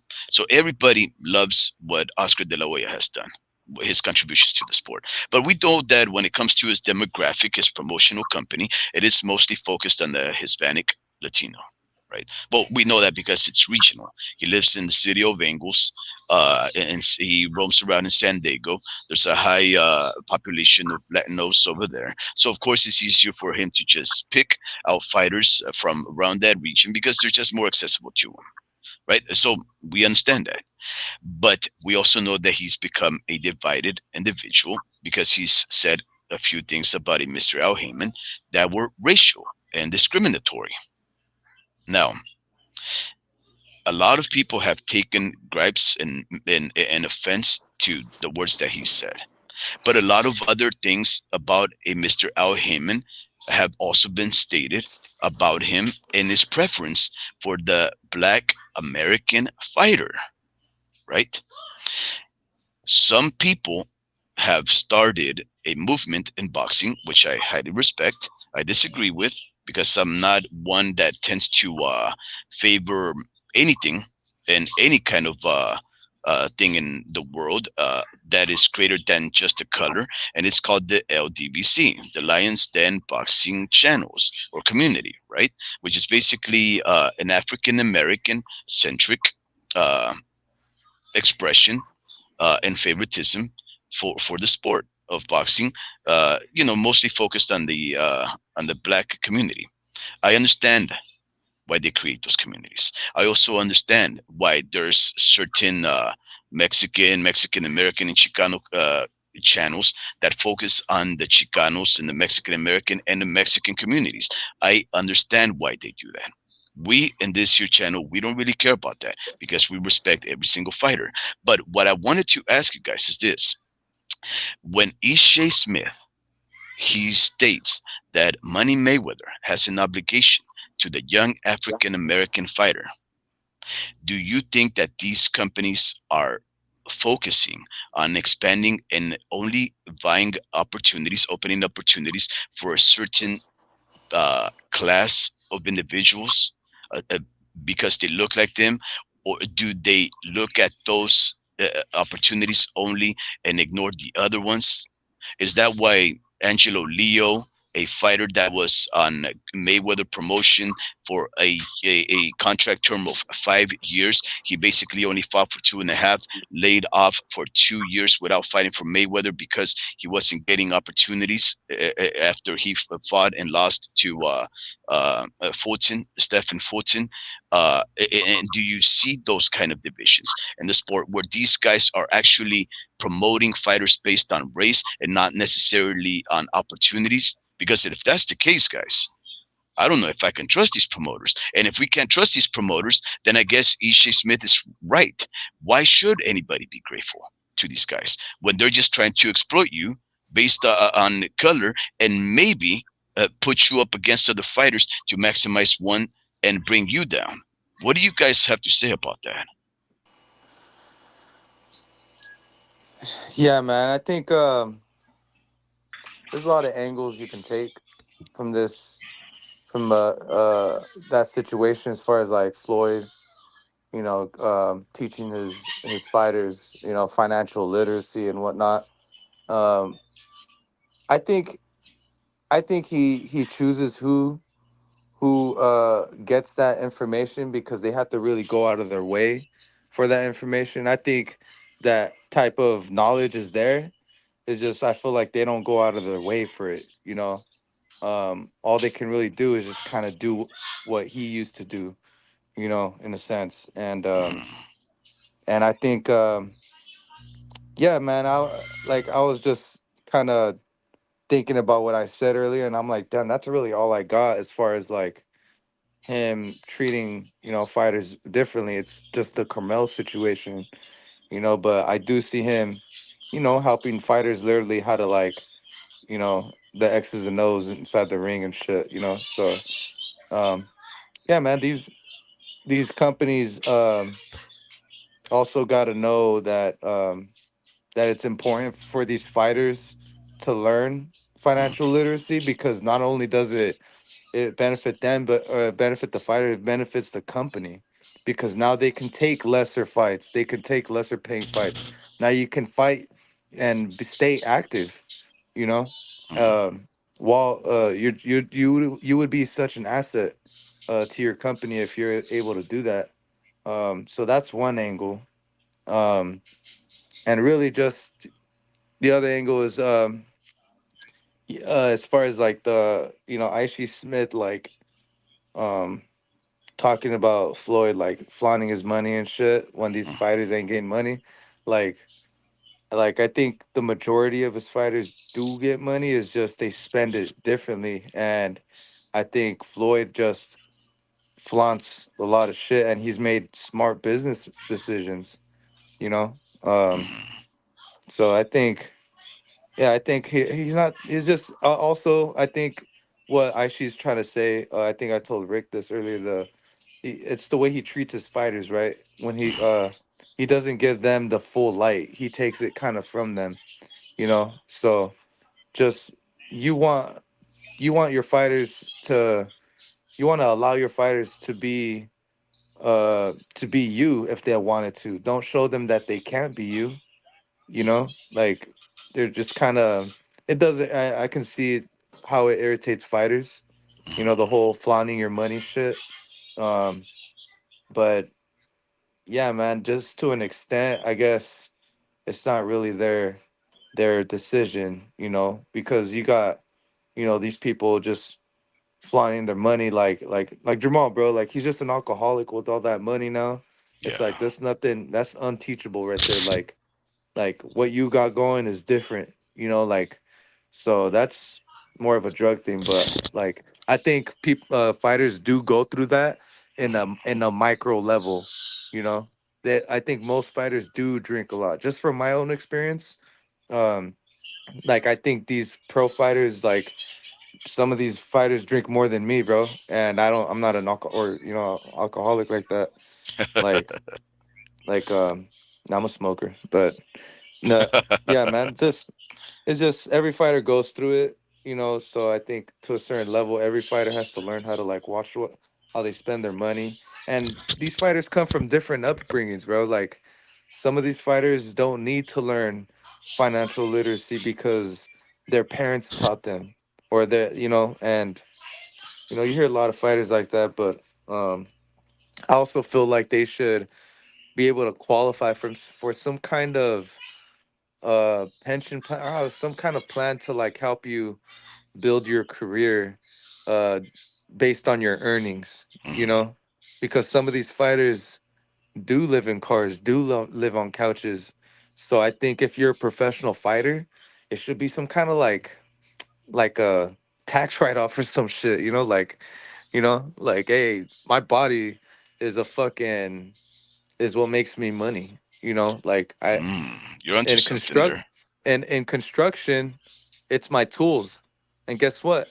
They help me they help me get tools because I continue to work for them, you Mhm. know, for construction, So I think it's stuff like that.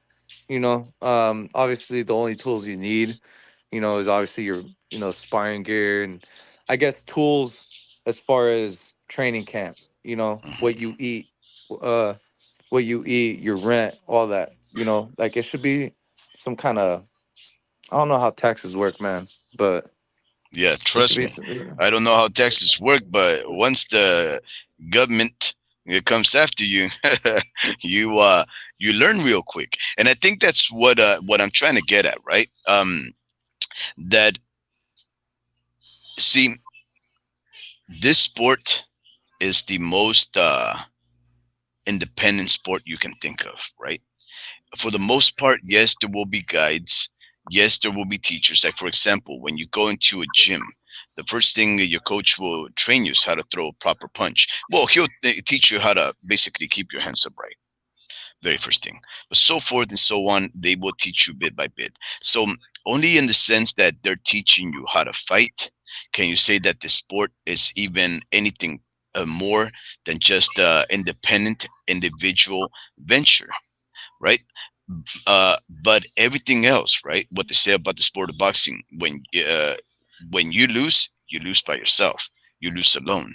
When you're in the top, everybody wants to be your friend. I think I can't remember who's saying that song, but But anyways, everybody loves a champion, and when you're on the top, everybody wants to be your friend. But when And you're I Mhm. go ahead. No, I forgot to say the Icy Smith. He pointing out that it's like your own black people aren't getting advice from you. Mhm. So I think that's kind of more that's different, man. So because some black people like take a lot of pride, you know, and helping out their fellow like they're blacks. So I think people feel some type of way that he's literally not giving no game to any of these fighters. He's not like telling them like he doesn't need to tell them like their investments and shit, but he needs to at least put them on game. At least the top dogs. Like I think honestly Al Heyman's doing some of that work for them because I hear Tank giving a lot of props to Al. Like no one disrespects Al, and I think well some people do, but I think Yeah, dudes like Tank. I think dudes like Tank like you don't hear dudes like him really like dissing him, and it's because he's pretty much teaching them how to carry that LLC that he got, the Davis, the Tank Promotions or whatever that promotional company. hmm It's pretty much a tax write off, but the pretty much Al Heyman told taught his fighters how to do that or how to go about that and how it benefits them. So Floyd ain't teaching them how to do any of that. yeah, you know so that's a big reason why, and then how he goes about it, like he doesn't like let them get the full credit. If you're not like he's taking credit but he's not giving effort, yeah. so It's just that I think, look, it's like Mr. Frank, boxing with Frank Bay states, it's less common. He states it's not Floyd's responsibility to do anything yet. At the same time, people look up to him, so he does carry a certain responsibility. And I think it's like this, right? I'm sure that you guys have seen a lot of Floyd Mayweather promoted fights where his fighter wins, and then he hops in the ring, and then all of a sudden they're asking interviews of the fighter, and I think it's even happened with Gervonta Tank Davis. What does he do? He takes it with a mic and he starts talking about himself, right?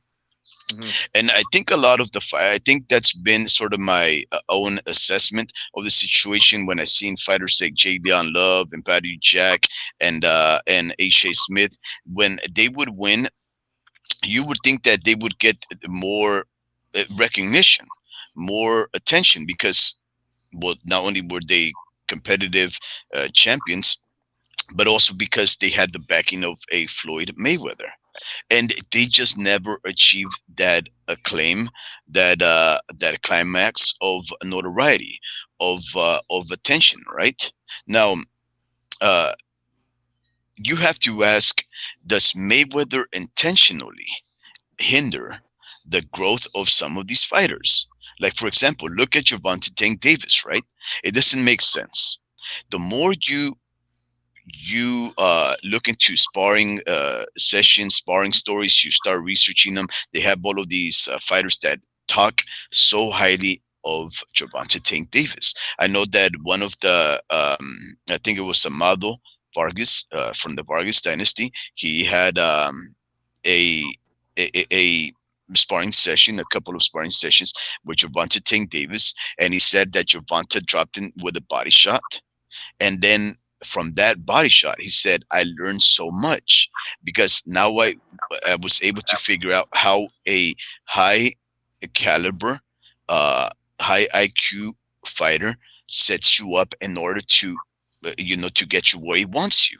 And he says, I took valuable uh, knowledge from having taken on that sparring session with Gervonta Dick Davis. And the more you hear these sparring stories, the more everybody comes to this agreement. Gervonta Tank Davis is an incredible fighter. I think it's a consensus. But here's the thing, Drew. He never is set or pitted against the best fighters in the sport of boxing to prove it. He basically gets these Rolly Romero's, Isaac Cruz, and Hector Luis Garcia, and all these basically off-brand fighters that he either has to catch weight or bring up and down or just weight bully with these weight bully tactics in order to get the best of them, right? But he never has the Lomashenkos, the Shakur Stevens, the William Cepedas, the recognizable, legitimate fighters that have put on their bona fides and become the best in the sport of boxing because of how they've moved and who they fought. And it's almost like Floyd Mayweather does it on purpose. He teaches these fighters, don't take on the best fighters because I can figure out a way that you'll always be victorious, you'll always make money, and you'll never lose. And the sport of boxing values the undefeated fighter. That's almost what I imagine he telling these fighters. And at the sake of them foregoing the importance of legacy, the importance of being placed in the history books. Because one thing I am almost certain of, Drew, when Gervonta Tank Davis walks away from the sport and retires, I don't see him as a shoe-in Hall of Famer. I don't think he's easily gonna walk in into Canistoga and just become a Hall of Famer when you look at his resume, right? So, so what kind of a fighter is Gervonta Tank Davis going to be when he has the best promoter, best one of the best of all time as his promoter, who can open up all of these doors to some of the greatest matchmaking of all time because he has a winner in Gervonta Tank Davis, but yet he never allows him to take on those fights that'll make him a legend, right? It's almost like Mayweather knows that he does not want to educate these fighters. He does not want to share this $1 million worth of knowledge with these fighters because guess what? That knowledge is costly. That knowledge will actually make him stand out. And if he shares this $1 million worth of game to these fighters, guess what? Then everybody's got the formula. That would mean Floyd Mayweather is no longer the best ever. Floyd, May- Um, no, I mean I disagree. Like he's still Floyd considered, Mayweather has showed you the formula, man. He showed you the formula.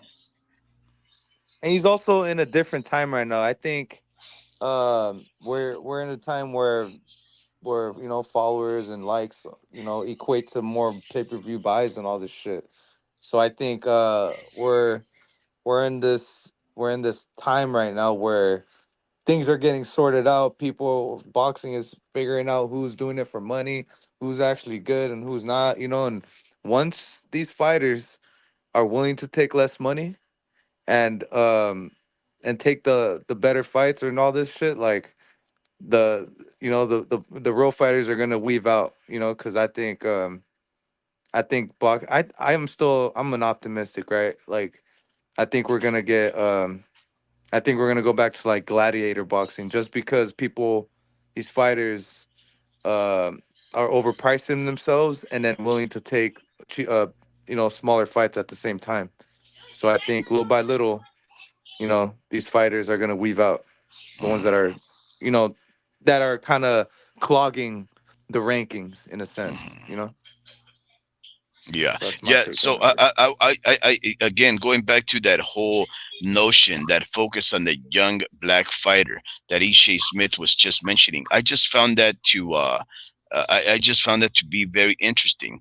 That Ishe Smith would think that Floyd Mayweather has an obligation to a certain race or color of people, because I wonder, right? Like I wonder what Josue Vargas, the Puerto Rican, would think if he said, "Wait, why would you think that Floyd Mayweather, solely because he's black, have a responsibility to you?"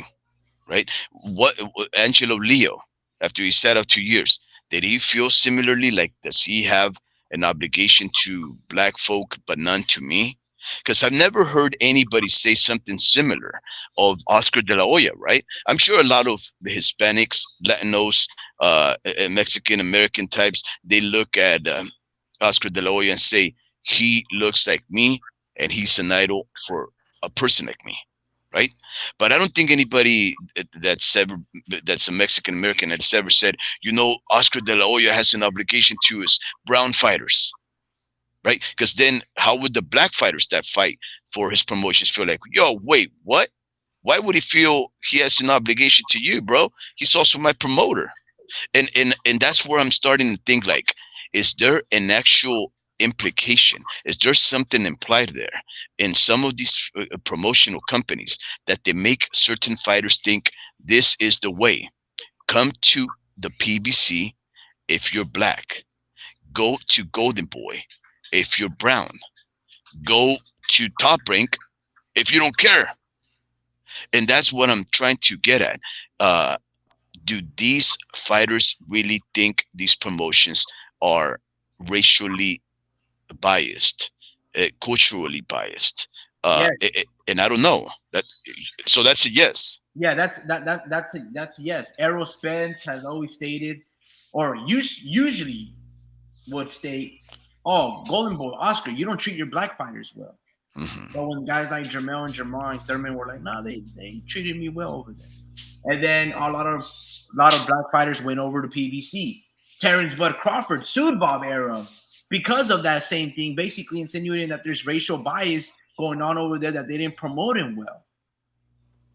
You see, so yeah, absolutely. There's that's always been the theme. It's not, and you said not to be nitpicky, but you said Top Rank. If you don't care, go to Top Rank, or Top Rank doesn't care about that stuff.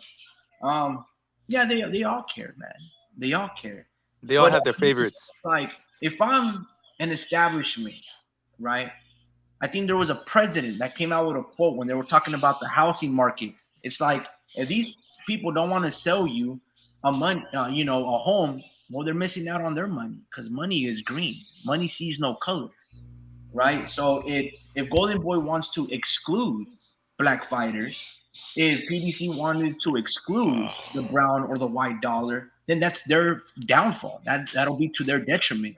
Because at the end Yeah. of the day, if, like you said, if I got a unicorn in a white fighter, let's say it's Sammy Vasquez, or for the UFC was Conor McGregor. If I have a unicorn, it don't matter what color it is. I got, Hmm. I got myself a fighter. What I need is talent. What I need is grit. What I need is a champion. I don't care about color. So your job is to build as much champions, to build a cachet, a brand. And if these guys want to, see the colorism scheme and aspect to it, then that's Mhm. be their downfall. Well, and then Yeah. also they tried to get these fighters to connect to the public as much as possible, you know. And if a fighter can't connect with the public and he's like a European fighter, like this fight that you're showing us right now on the screen, this main event was a Janibek main event versus Butler. Hmm. We left before the Butler fight, not because we didn't think it was gonna be good, but because we left. You know, we were trying to get You home wanted to late. beat traffic. Yeah. Oh But it was a long. God. It was a long. No. It was a long drive. It was a long drive. But Okay. like the loudest it got to the stadium, went to the stadium was really during the Gabe Flores part. You know, and I think Gabe Flores fought before him, before Ruben, and that was the loudest. You know, and that's pretty much the currency. That's where all the currency's at. You know, like people look what we're waiting for that moment because 50% of the people there were from Stockton and this was in the Stockton arena. um but it's shit like that. They try to connect to the people as much as possible, and if a fighter doesn't want to connect, or if and it's not only that, but what you go through, what these fighters go through, these people connect to that, you Hmm. know, and it hits us home sometimes. There's a lot of stories that I like, and that makes me fall in love with the fighter because I'm like, damn, like I feel you. I kind of know what you're going through, type of shit. You know, like that's what these people want, See, and I there feel you like, go. but well, hold on, with Tank, there's he grew up without a father, so people, and he's knocking people out, Yeah. so that's a huge incentive right there, So so I so think, without yeah. addressing that part, of course, we do know that this is one of the current and I'm not too sure how truthful it is, but a lot of people always talk about the young African American community, the African American community, males and even females, really, that grow up without a father. It's like everyone talks about it, and I'm not too sure if that's real or not. I reckon it's real enough if everybody continues to bring it up as a topic of conversation. And in that sense, then I could definitely understand how somebody like Ishay Smith might actually say, hey, Al Heyman, hey, Mayweather, you owe, well, maybe not owe, but you should lead by example. You should And then provide. like for But you also said something else, though, very, very important, Drew. You said, when you went to that event, a lot of people got all riled up for Gabe Flores Jr. because not only was he the hometown fighter in Stockton, and I think the event took place in Stockton, but because he connected. See, that's what I'm trying to get at. I'm asking, you guys, and Mr. Frank Bay asked the question because I asked him, right? Is this a formula for running any company successfully? That a company has the connotation of being associated with black fighters, another company has the connotation for being associated with the brown fighters, and so forth and so on. well, look at And it this and way. you're Look, saying if I ran a company, Drew, I would do what you said. I would bring on the fighters that connect with people. And sometimes connections transcend colors and race or cultural preferences. well, you see what happened Sometimes right you're there, just right? going to connect with the fighter that puts on the most exciting fights. And you see what happened right there. Who knows if that dude did a flop? But I'm not saying it was a Hmm. flop, but that was literally the second or third fight, and it got on the ring and started getting everyone wild up. So Yeah. it's little things like that. The knockout was just an incentive, and and you got to ask yourself this: like, how many people are Latinos in Stockton? You know, like, Mm. and on top of 35%. that, I mean, how Todd, and then how close is Ruben Villa's hometown from there? And he's the fight after that. Two and a half And hours. then Joe James, he fought Milwaukee made Javier Martinez. He was from Milwaukee. Joe James, Sacramento. So I think Hmm. they get a top rank at least. This is what I noticed about top rank. They get a lot of this, the area. They want to get as many people from the area and Regional try to get fighters. yeah, and try to get those people to buy tickets. Yeah, So of course. I think it's hard if say like say I was born in my parents are military parent I have military parents and I was born in Germany and I come here in the middle of my fucking teenage years and I barely know of a handful of people and I try to go pro out here. It's like I don't know anyone here. Like I'm not connecting with nobody, Hmm. so I got to take a different route as far as my career goes. Yeah. You know, I gotta, I gotta put my name out there a lot more. Homie Ricky, let me ask you something, because now I think I have an understanding of what Drew thinks about that whole idea. But boxing with Frank reminds us, and this was true, because I saw this, being the topic of conversation when Bud Crawford, ended up signing, leaving. Well, he resigned with Top Rank, right? And he states they said Bud Crawford was Uncle Tom for signing with Top Rank.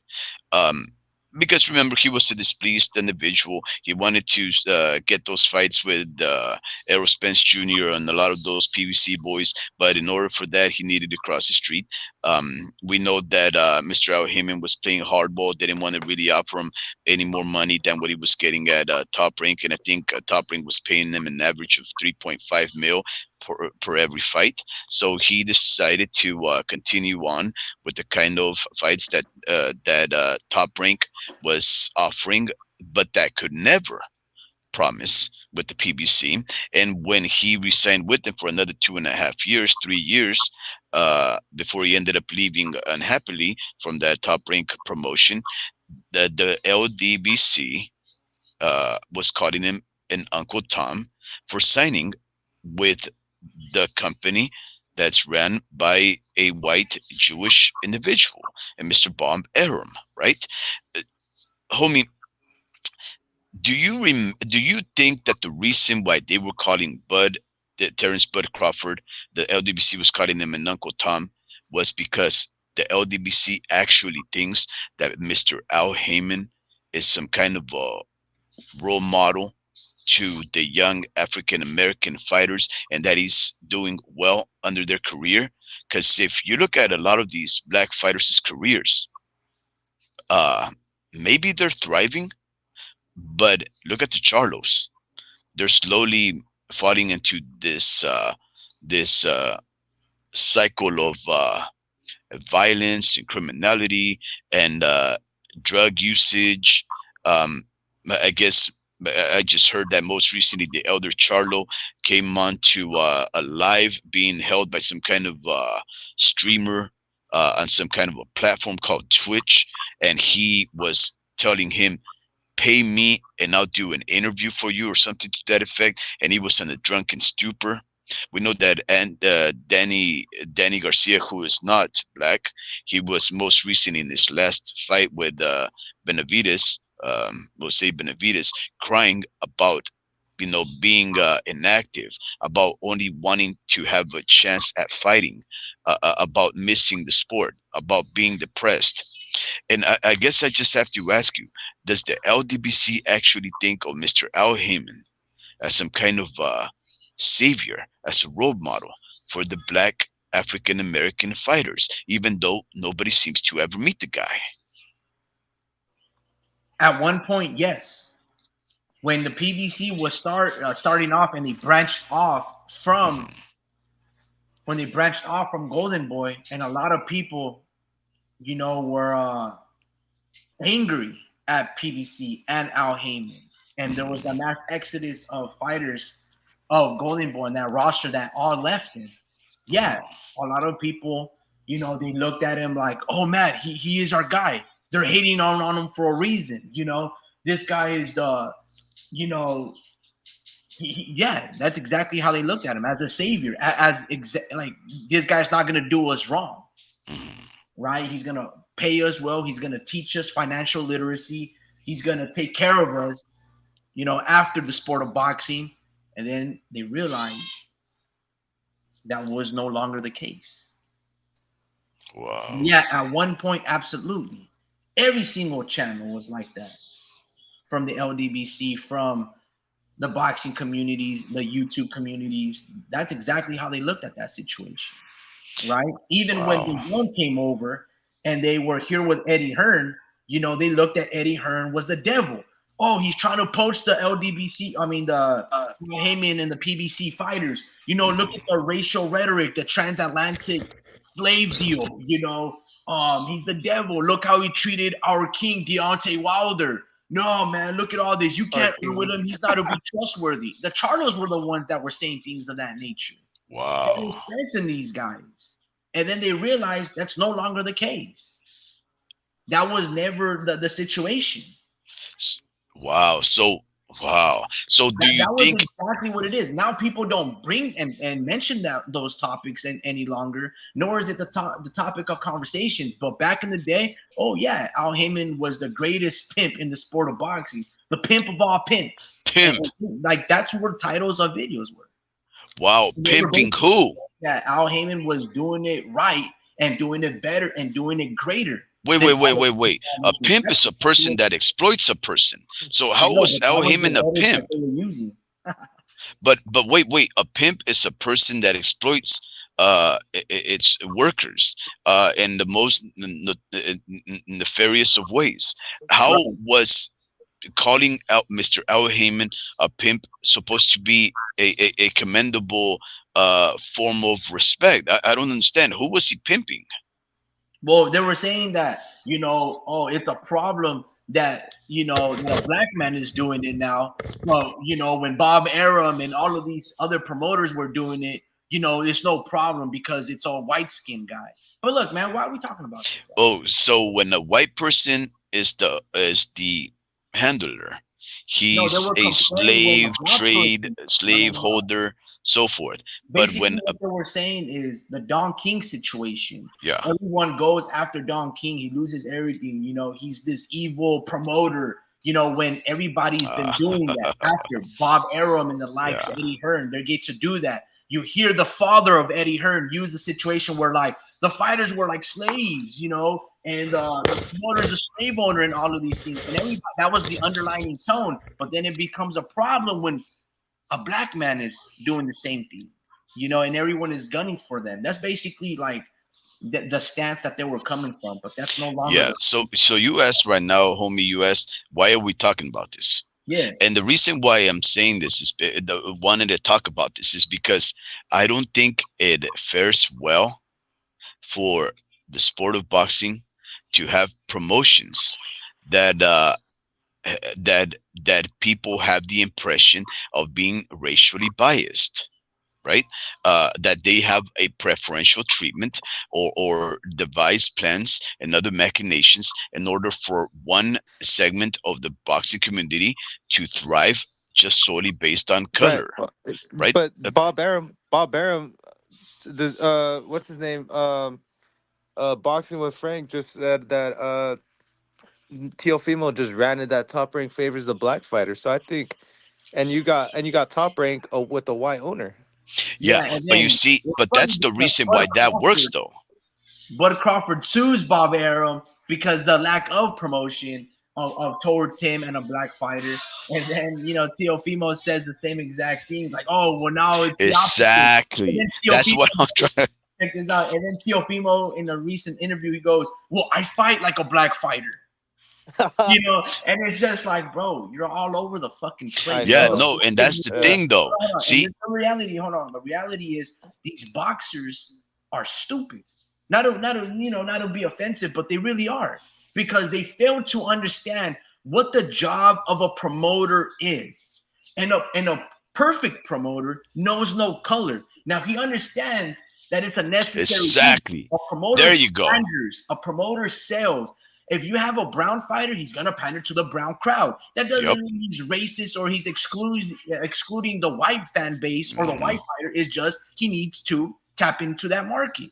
You Hmm. see, and yeah, man, it's a little frustrating, but yeah, go ahead. No, no, no, no. You're onto it. See, that's what I wanted to get at. See, Mr. Bob Arum, he's doing it right.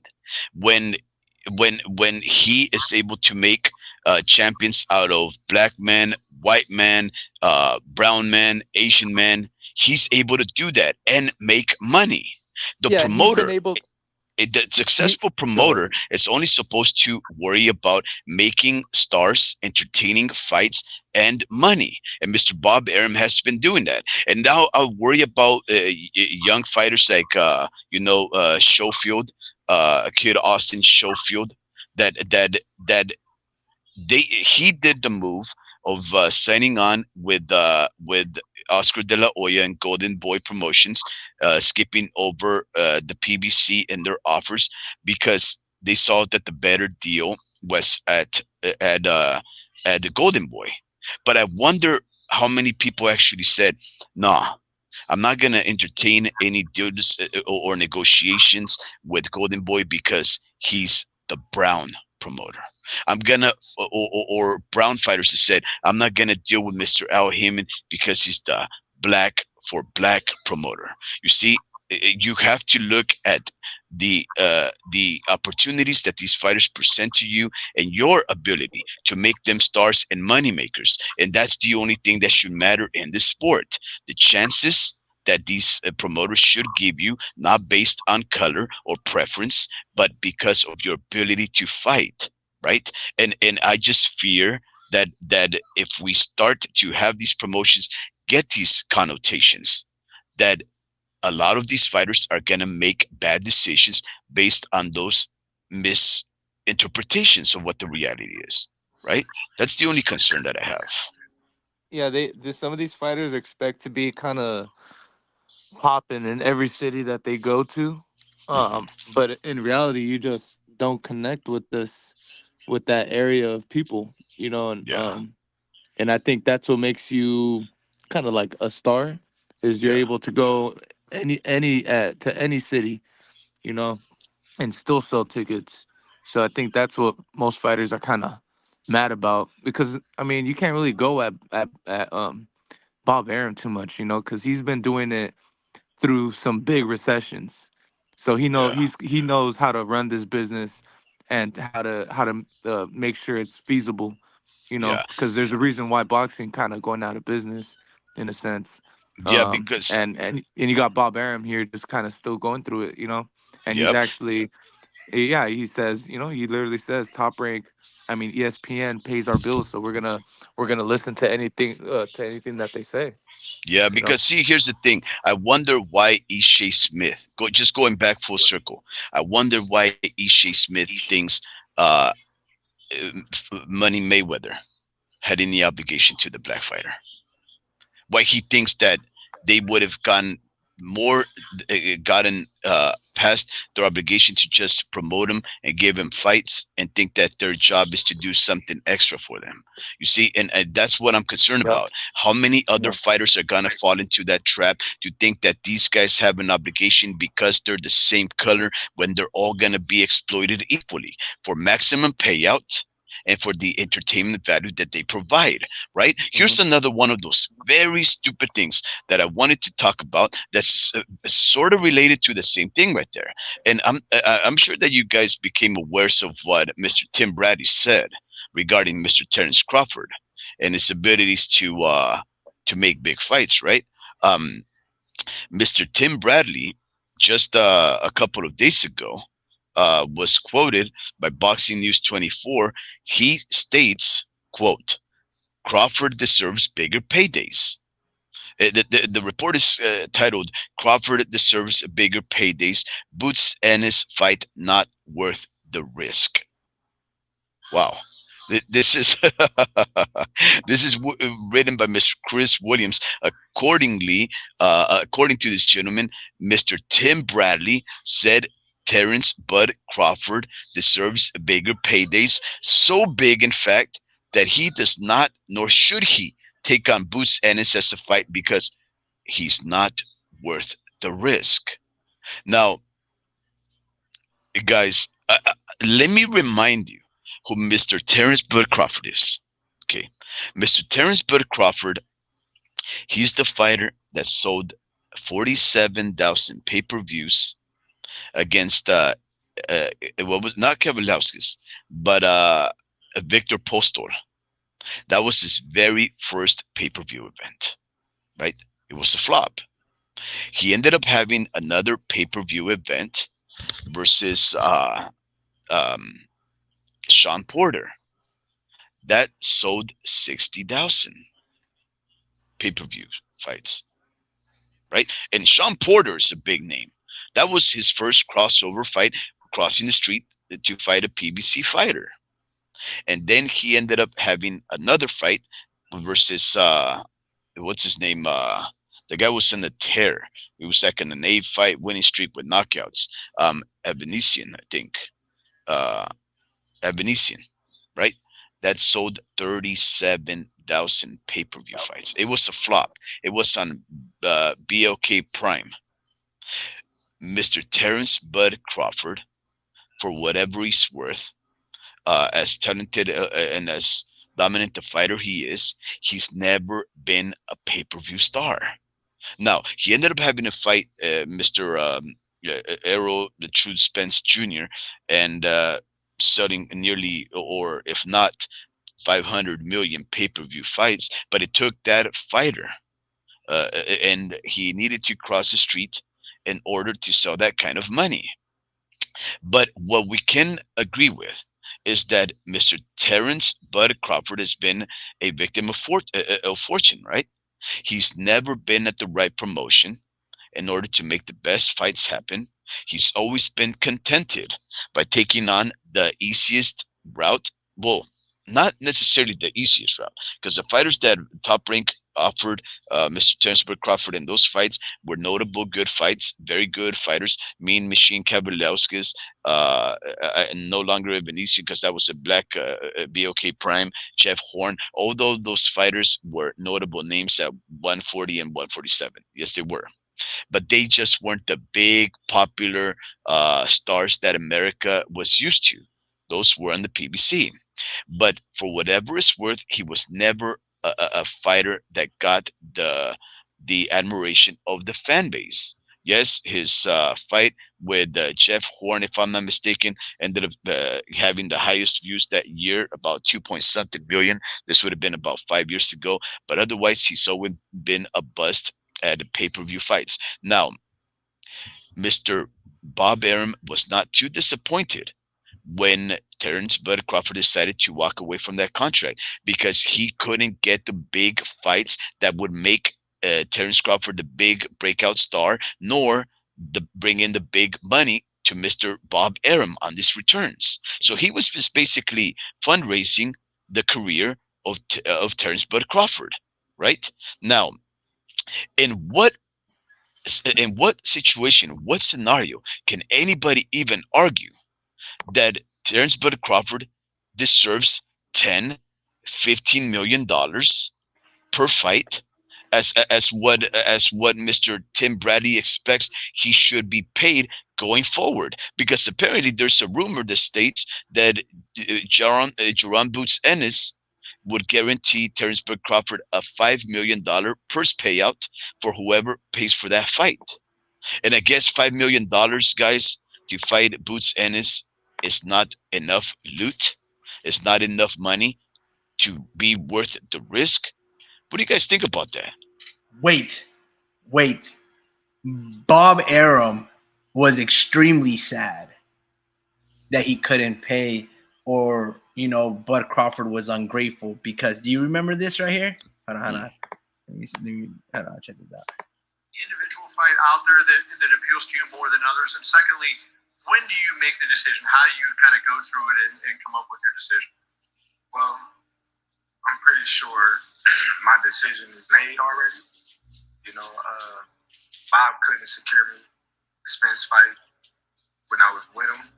So how you going to secure me the Spence fight when I'm not with him? So Pause it so you won't get flagged. I'm moving forward. You have to pause it at every 10 seconds. So Wow. So was he But saying I that? was waiting for the camera to pan over to Bob Arum's face. Go ahead. Oh, look at that face, man. Yeah. See, I mean, See, Bud Crawford hit him with the if he couldn't secure me the Errol Spence fight when I was with him, how is he gonna secure me the fight when I'm not with him? and Dude. and Like, Mr. I'm Bob like, Arum, man. Mr. Bob Arum was probably looking at, man, do you not He was understand like, that? where's my hitman at right now? No, Mr. Bob Arum was thinking, man, do he you knows the not guy. understand that it has nothing to do with me? Do you not understand that I'm giving you money and losing money in every single one of my fights, fundraising your career because I believe you're the best fighter in the world? See, here's the thing about Mr. Bob Arum. Regardless of the fact that he's a great promoter and I'm sure that he's in it for the money like everybody else, right? He's successful. He knows how to do it. But he also knows who the best fighter is. You don't think that guy knows how to pick a champion? You don't think that guy admires the sport of boxing?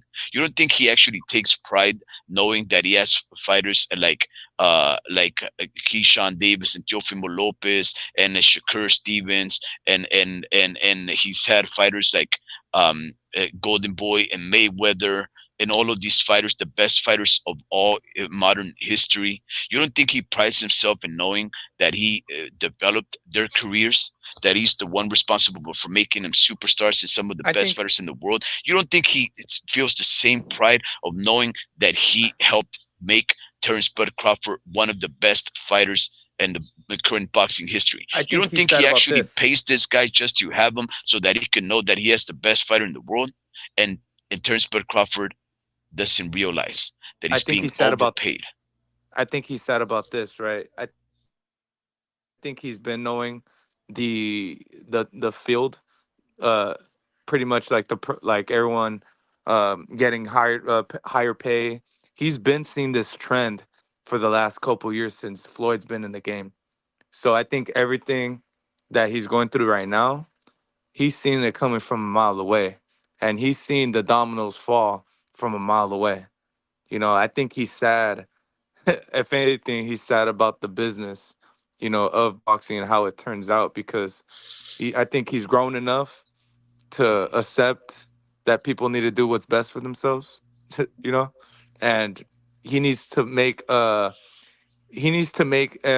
make every this business feasible because I mean ESPN going through some changes, bro. So they got to go through some changes as well, you know, and they're letting go of those of their people and their on their television side. So shit they were cracking down on, you know, on top ranks commentators with Andre and stuff. So they gotta make sure they're feasible. So they got Bob Arum is the boss, but they have another boss, and that's ESPN, you know, and that's something that's controlling them in a sense. You know, everyone else kind of got their own BS going on, but Top Rank right now, that's their priority right now is keeping ESPN happy. Yeah, yeah. Well, that's how they're gonna continue to exist as a company, unless, of course, they move over to another broadcaster. But, but yeah, I don't know, guys. I think Mr. Bradley is so confused on how a fighter gets paid, right? Uh, Crawford, Terence Crawford is not worth 10, $15 million per fight just because of his accomplishments. I mean, in an ideal world, the better the fighter you are, the better the names you fought in, the more you are worth. But that's not the case, guys. Terence Crawford has fought very good fighters, and he's just never been popular. He's never sold, that well. His pay-per-views have always flopped, except of course the Truth Spence Jr. one. But just Yeah. because he had a successful pay-per-view once does not mean every other fight is going to be worth that much. Does not mean that he is supposed to get paid 10, $15 million. Because remember what I said about the women's sport of boxing, right? Um, the women's sport of boxing, when women demand to get paid more money and everything because they do the same thing that men do, unfortunately that's not the way the market works. The market is one that judges you on your worth, Well, right? they bring that up. When you bring that up, look what they brought in Ebony Bridges all the way from London just to fight here in San Francisco. You know that, like, I'm pretty sure they seen her market and said, "This chick can sell tickets." You know, we're trying to get some of that cash out here. Like you seen her in weigh-ins. I don't want to say it. She was flashing her booty. You know. Yeah. Well, some people would say, Drew. Some people would say that if that Miss Ebony Bridges, if she had that kind of market value, she would be studying in her own hometown and not traveling abroad because Mm, the traveling fighter is usually the one that is at a disadvantage, right? mm. Because if you're at home, you're gonna get paid more because the people are gonna be going to see you. But if you're traveling, that's likely because you're not a well promoted, very recognizable name.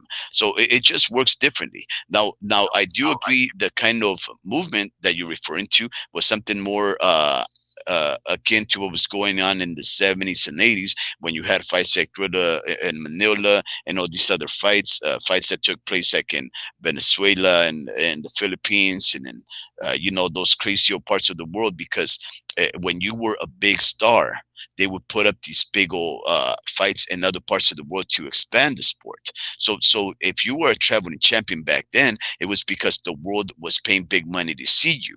Mike Tyson could go to some strange parts of the world outside of the United States. I don't think he ever did though, but he could have because he was a global superstar. Um, in the case of Ebony Bridges, I don't think they bring her over here because she sells. I think it's more because she couldn't sell that well, or they were giving her some Well, good opportunities over here. there's a lot of people from UK that live in San Francisco specifically. You'd be surprised, bro. I think I met like three chicks uh two different times in a San Francisco bar. They got Irish bars. They got like a lot of bars that cater to European countries out there. So I think there is a big they seen the market out there. They Yeah. definitely seen that. No, I think Miss Ebony Bridges, she's from Australia though. But no, Oh, is no, she? no. I agree what you're saying. Yeah. So the UK and Australians, those type of fans, those fan bases, Drew, they travel. Like they Yeah. actually they will fly over here. They're not Hmm. like lukewarm, fair weather. Fans of boxing like us Americans. We won't go to Australia for a fight. We ain't gonna do that. We ain't going to Mexico for a fight. But yeah, I just wanted to bring that up because I think a lot of these fighters, right? They think anybody owes them something.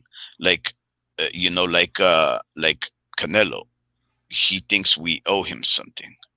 Uh, or he doesn't owe us anything, right? Bradley, Mr. Tim Bradley, for whatever reason or another, he was too capped for Terence Crawford and say that he's a 10 to 15 million dollar fighter. I don't know how he can gauge his market value when he's never sold like that, right? The market dictates your worth. Canelo is worth 30 million because he's good for it. Why? Because he has a streak of pay-per-view fights that say he will fill up stadiums. He will make millions at the gate. He will make millions on the pay-per-view fights. That's why he could demand 30 million. That's why Manny Mayweather could make 500 million fighting Manny Pacquiao, because guess what? The market stated that there was that value. I don't think there's a value for Terrence Bud Crawford, and I think he's only saying that because he's trying to say that one a he should be allowed to duck his mandatory, or now his unification at 147 boots ennis, but also because he's saying, hey, who else runs Well, around the 10 or $50 million market range? Guess who? Canelo Alvarez. I think but it's with all cap. I think it's just manipulation of our intelligence. Crawford, right? Yeah. Crawford, like I said, with the whole connecting scenario, like we're not, like, not too many people connecting with him. Like, I'm saying before the Errol Spence fight, and he should be striking while the iron's hot, bro. Like right now he's cooling down in popularity. Hmm. And it's like, come on, man, like it's February. How many months has it been since your last fight? Like, I think I want to say 8 months without really like any announcement, Yeah. you know? Yeah. So it's like it's pretty all bad. It just shows how much advantage, you took from that fight instead of Hmm. building from that fight. Um Yeah. I know it's Lots all I know lots it's of I know it's momentum, huh? yeah, and I think it's legacy that he's going for, but I mean, you want you want you want to strike while the iron's hot, or at least fucking lukewarm at this point, Yeah. and it's he's cooling down, I don't think like it's legacy popularity anymore. I don't think it's wise. legacy anymore, Drew. He's been out and about saying that he is the best fighter in the world.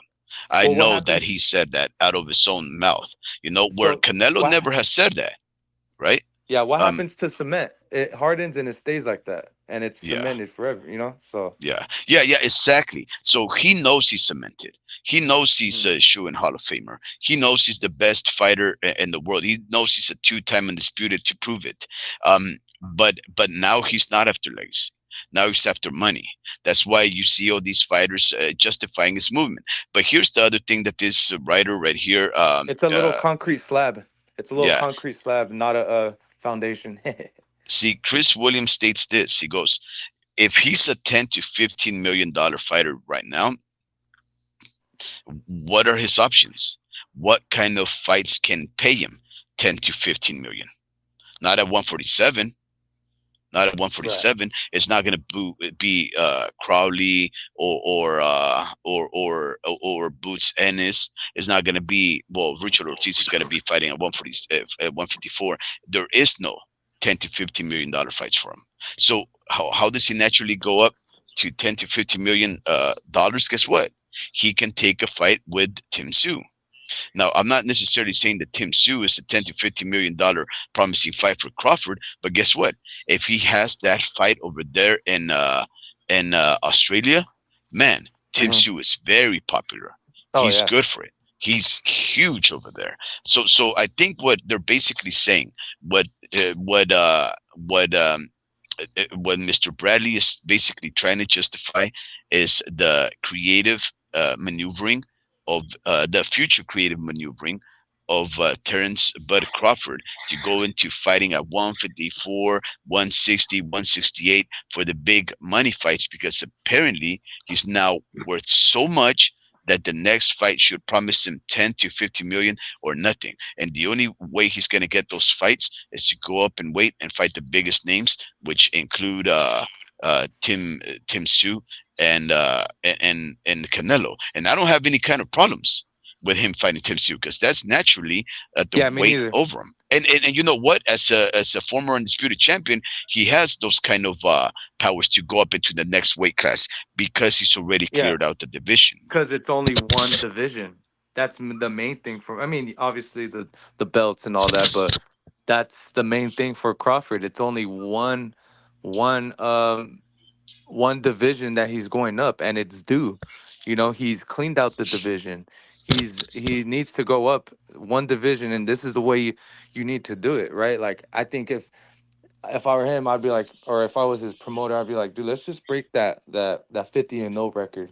You Yeah. know, let's just go for that. And then once by the time we have 50, I'm not sure what exactly what his record is, but you know, 2 or 3 fights per division, you know, and then keep moving on up. And I think your peak would be at 160, 168, you know? And Did yeah, you know? Well, 160, wait. So just you're 160. saying, I don't know if you I don't know know. this. I don't know if you know this, but once you're a champion, especially for the WBA, I think it's called the Super Champion, and I think for the WBC, it was once called the franchisee. Uh, it's not just about the ability to go up and wait to the next division over and fight a champion there. It's actually to move up into whatever weight class and fight a champion. So you can actually fluctuate up and down. Did you know that? Well, that's bad for you, bro. Like Of going course, that's bad. But apparently, a super champion, it grants the power to do that. Like, I read the guidelines. I mm, read the WBA and the WBC's they most can fight for recent catch weight. definitions. They can fight Um, for catch weight, no? well, no, no. So in order to fight for catch weight, the organizations, there has to be a board meeting that Like has to approval. consider. Yes. Now, of course, we know that this board is very corrupted, and that's likely gonna be granted in order to make that fight happen, especially if it's a big money fight. But for the most part, at least the sanctioning bodies are very clear about making fights happen at the weight class. Now we know that that Cotto and Canelo had catch weights, so we know that they will be lenient for that. But in the case of like Terrence Bud Crawford, I guess what I'm saying is Terrence Bud Crawford can actually uh, legitimately ask to go up 3 weight classes if somebody makes him a super champion or franchisee. And I find that to be very corruptible. It lends itself out to instabilities, because guess what? If this board meeting, right, gets together and says, yeah, Terrence Crawford could go up there because there's a consensus that he's the best fighter. Well, you know what? That's all subjective, right? Because how are you gonna qualify and quantify how superior a fighter is in order for you to trust them and their skills to transcend that many weight classes, right? Why can you say about, let's say, Terence Crawford could go up 3 weight classes in one fell swoop with no acclamation, but Canelo can't go up to heavyweight with no acclamation? One arguably is a better fighter than the other, Canelo. Why? Because he has almost double the fights that the other guy does, and he's done it in multiple weight classes. Right? Undisputed does not mean you're the best in the world. That just means you got all 4 belts in one or 2 sanctioning bodies in the case of Terence Crawford. But Canelo has won multiple belts and become undisputed in 4 weight classes, fought in 5 of them. So it's like, who's the better fighter? Canelo. So why can't Canelo go up into heavyweight to beat the champion, to fight a champion over there? Oh, because he's too small. But bro, that's just a subjective opinion. Um, Very interesting going on, Drew. with everything in the sport of boxing. So I just thought that it was interesting to just throw those things up there because I think there's a lot of strange uh, things going on. A lot of strange ways that fighters are thinking. Mister Tim Bradley talking about the worth of another man, like it's his money. Like he would actually say, "I would put 10 to 15 million dollars of my own pocket if I was a promoter to make the next Terrence Bud Crawford fight." I don't know anybody who would do that. I don't think the record. I think the record speaks for himself. Terrence Bud Crawford is not a pay-per-view star. He's never been, right? So you're only worth what you're worth according to the market, and the market is going to dictate that a fight, like let's say Terrence Bud Crawford versus Lubin, it's worth 2 million and no more than that. But anyways, Drew, I just found that to be some funny things going on, some shenanigans, some tomfoolery.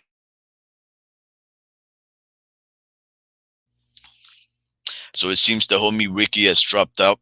It seems that Drew is taking the little break right there and putting himself on mute. So yeah, Yo, beloved listeners, yeah, I hear you, Drew. Beloved listeners, it's gonna come across that time right about now, Drew, that I think we're gonna call it night. Do you have anything else to add to tonight's show, Drew?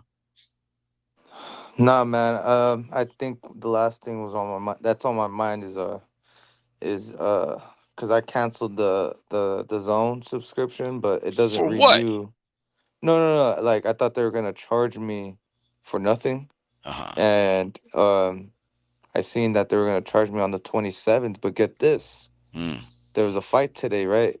yeah. There's a fight today, and there's exactly 1 week from the day I pay. So I was like, they're just, I was like, and then I'm like, damn, they're gonna charge me on the 27th, and there's a whole week of just no boxing. At the last week of up until they charge me again for the next month.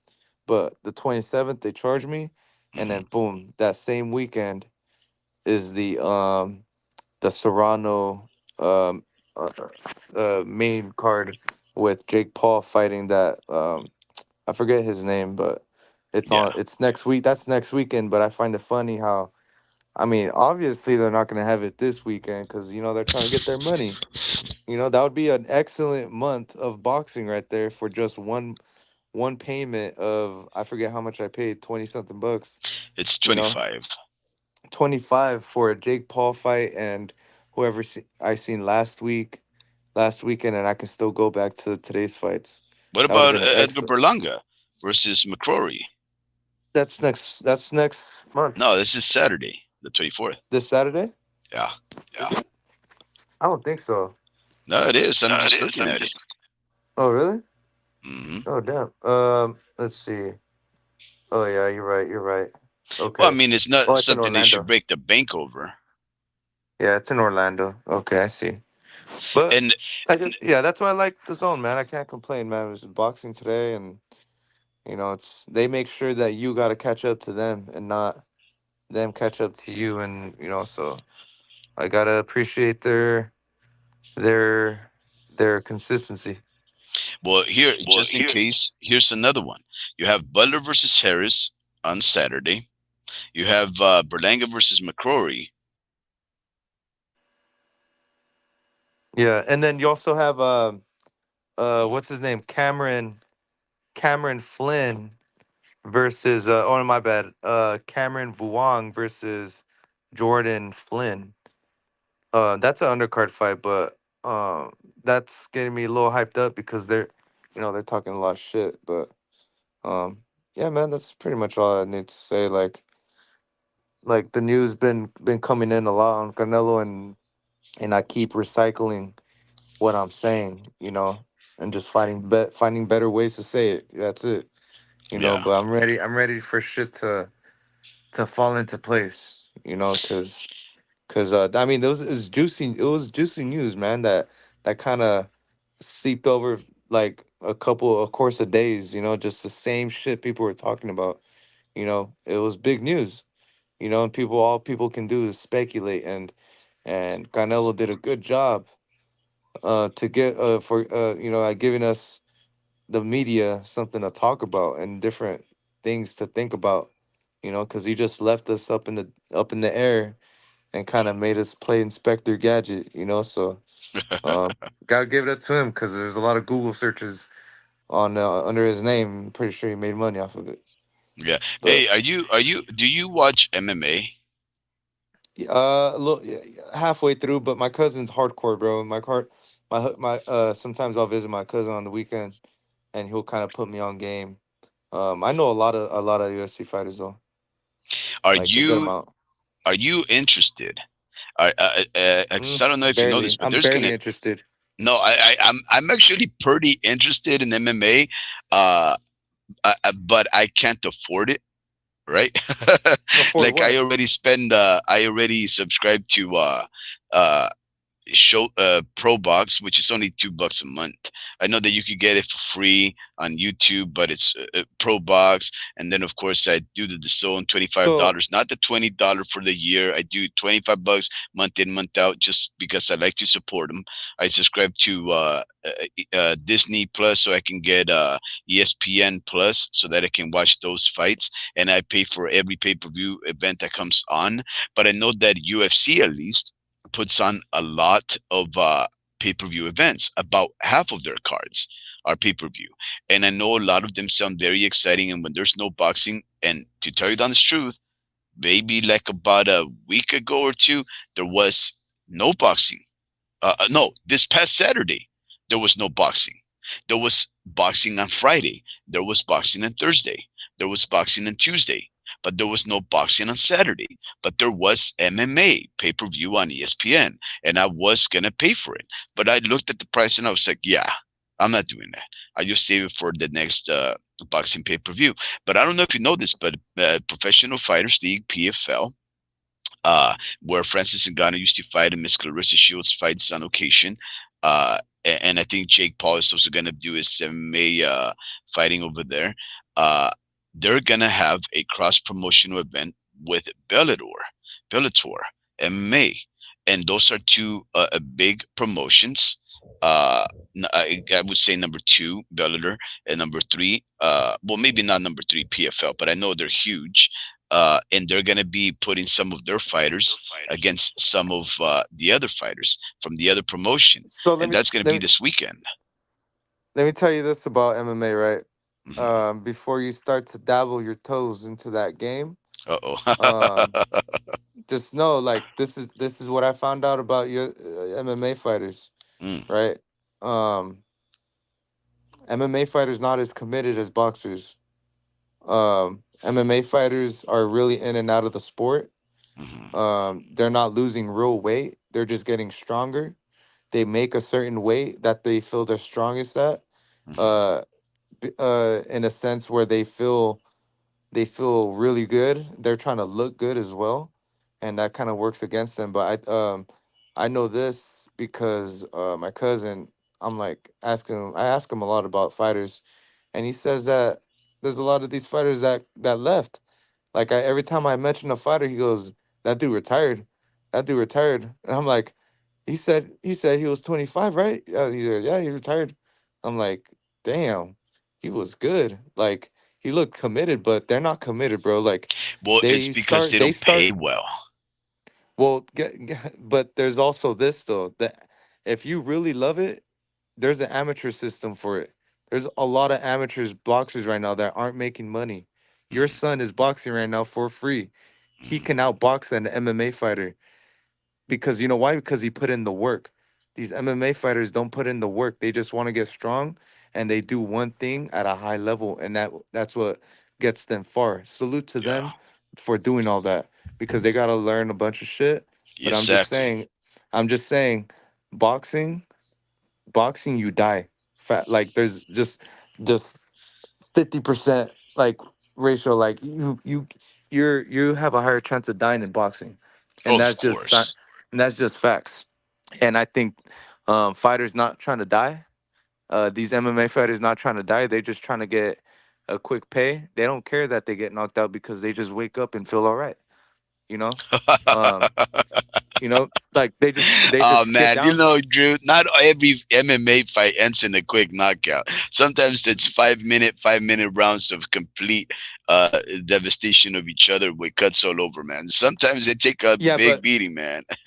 yeah, but there's also this though. Like Uh, amateur fighter boxers, they're doing it for free.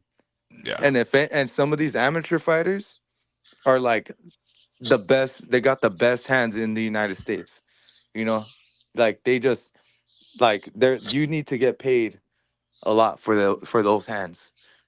But if you're not putting the real work ethic and the real, because MMA used to be like a little different, right? Back in the day, like I'm talking about like when I was in elementary or middle school, high school. It was really like more of an art. It's turning more into like just bar fights in a sense. It's still skilled, high skilled competition, but guess what? There's always that boxer that runs through the division and just knocks everyone out with their boxing. And that's what you got last weekend.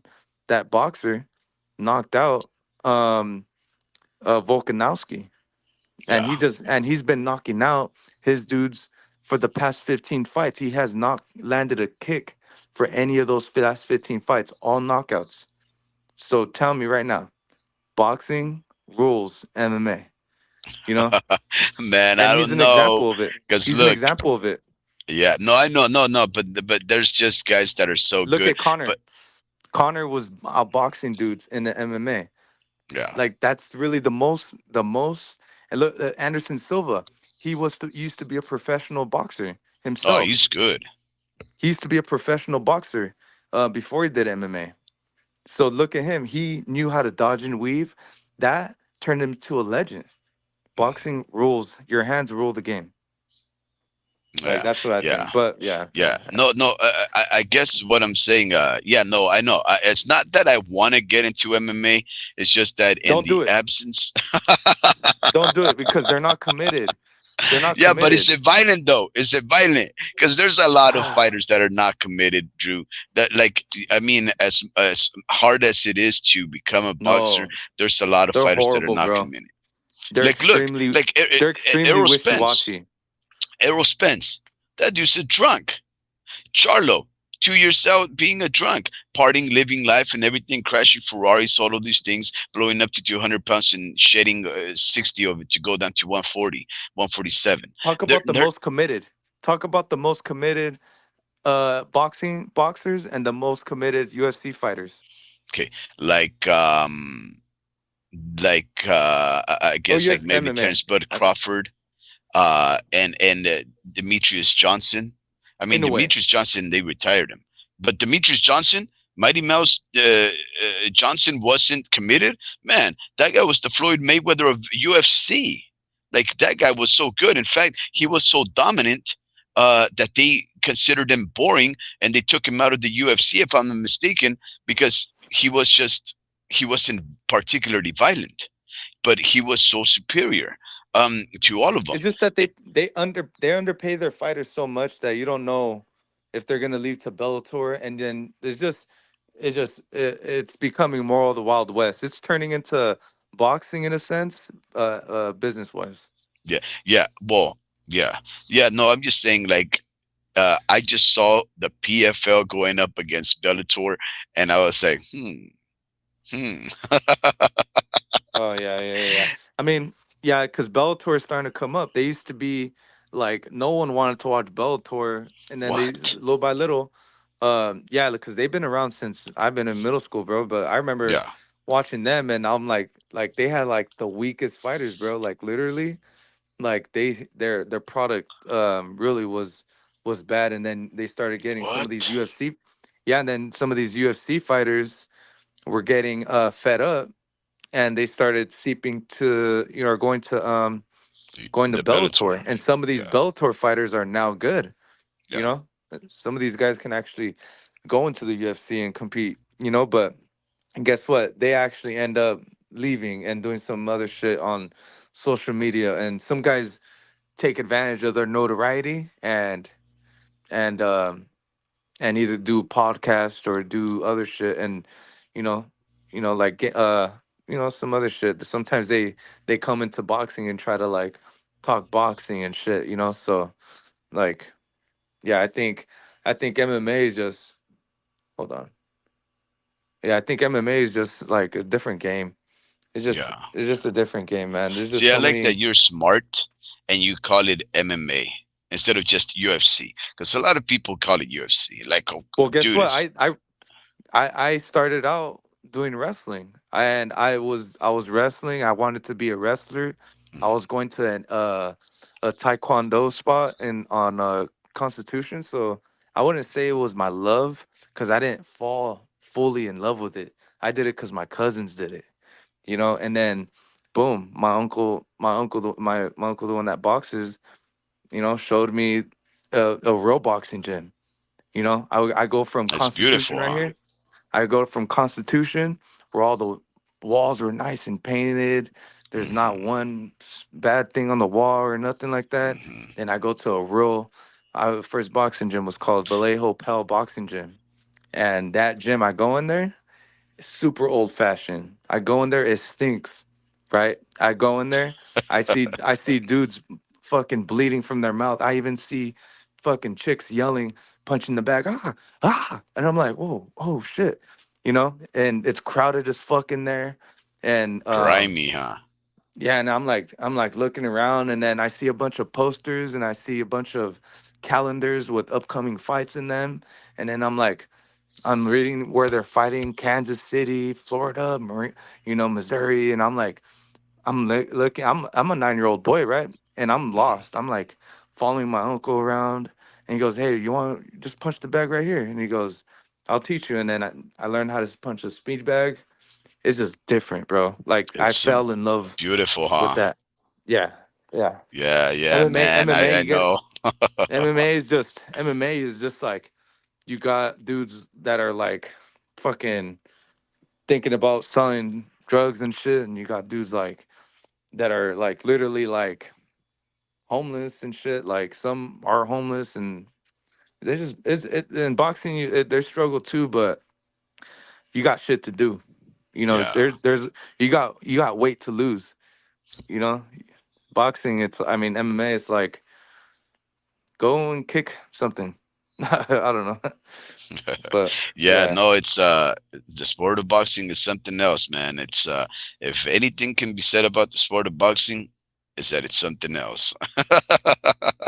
yeah. Just it It was is not a worth it. beautiful thing when you fall in love with it. It's like, and it happens immediately. Like there's no Yeah. like you build up to it. You either you fall in love with the sport, like Mhm. especially if you start watching it as a kid, right? Yeah. When all the adults are becoming giddy like children, getting loud and emotional about fights, and then you start looking like, Yeah. what is it? What is driving these passions? What Like is, it's MMA. incredible.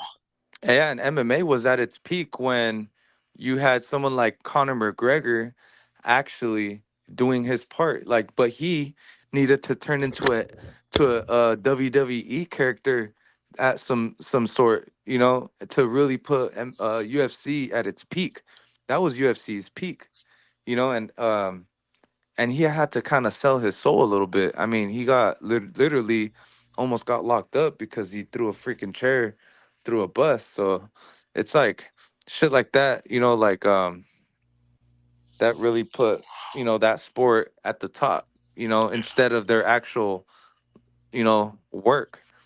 People actually fall for that in the MMA world. And boxing, I mean, you're gonna get your worth where it's due, and but yeah, like it was you needed a Conor McGregor to really put that sport leaps and bounds over everything else, and yeah, man, it's just you'll notice, man, like it's just so hard to follow UFC, bro. Like haven't been following UFC all my life, but I have waves of going in and out of those names or the sport, and it's because those names are so like just so in and out. They retire so young. Well, it's a very violent sport, Drew. Very, very violent sport. Very underappreciated, or at least very underpaid. Considering that they're selling pay-per-views for $60 every 2 weeks. Dana White becoming a multi-billionaire, millionaire, rubbing shoulders with our ex-president, Mr. Donald Trump, and all these guys like Elon Musk and Joe Rogan, big time baller, and they get paid $50,000 per fight, $100,000 per fight. True. Just to end it, I'm hopping on into the boxing scene just to read what other news there were, right? And man, I don't know what you think. Do you think it's cap, or do you think these guys are really pursuing it? Teofimo Lopez, as reported by Manuk Kopian on Boxing Scene on today's day, just a few minutes ago, a few hours ago actually. He titles the report Teofimo Lopez Sr., not Jr. Teofimo Lopez Sr. warns Terence Crawford will get destroyed. Career will be over in a potential fight. Drew, man, wow. Look, I know that Teofimo Lopez Jr., he says a lot of crazy, unreasonable things, right? But now he has his father saying similar things, calling out Terence Bud Crawford, saying that they would destroy him and so forth and so on. Drew, are these guys just like clout chasing, or do these guys really want to have that fight? Because it seems like they're really persistent and pesky about calling out Terence Bud Crawford and saying that they'll destroy him. But do you think that's actually a possibility? Or do these guys are these guys the bravest fighters in the world? No, I think they're both looking for paydays. I think they're both talented fighters. Um, I think they both have the right heart. Their hearts in the right place in this situation. Hmm. And I think they both got a little concrete slab under them as far as their legacy. Um, Terrence's Terrence's slab is a lot bigger. But yeah, they're just trying to get that fight going. I think Terrence is obviously waiting for Canelo, and he said no. Um, Terrence said, you talk enough shit, you'll get what you wish for." And I think that was him kind of winking, um, "Wait your turn. I've still got to figure some shit out, and then we could probably fight." You know, um, that was kind of a good hint right there. That's saying that, hey, I'll fight you.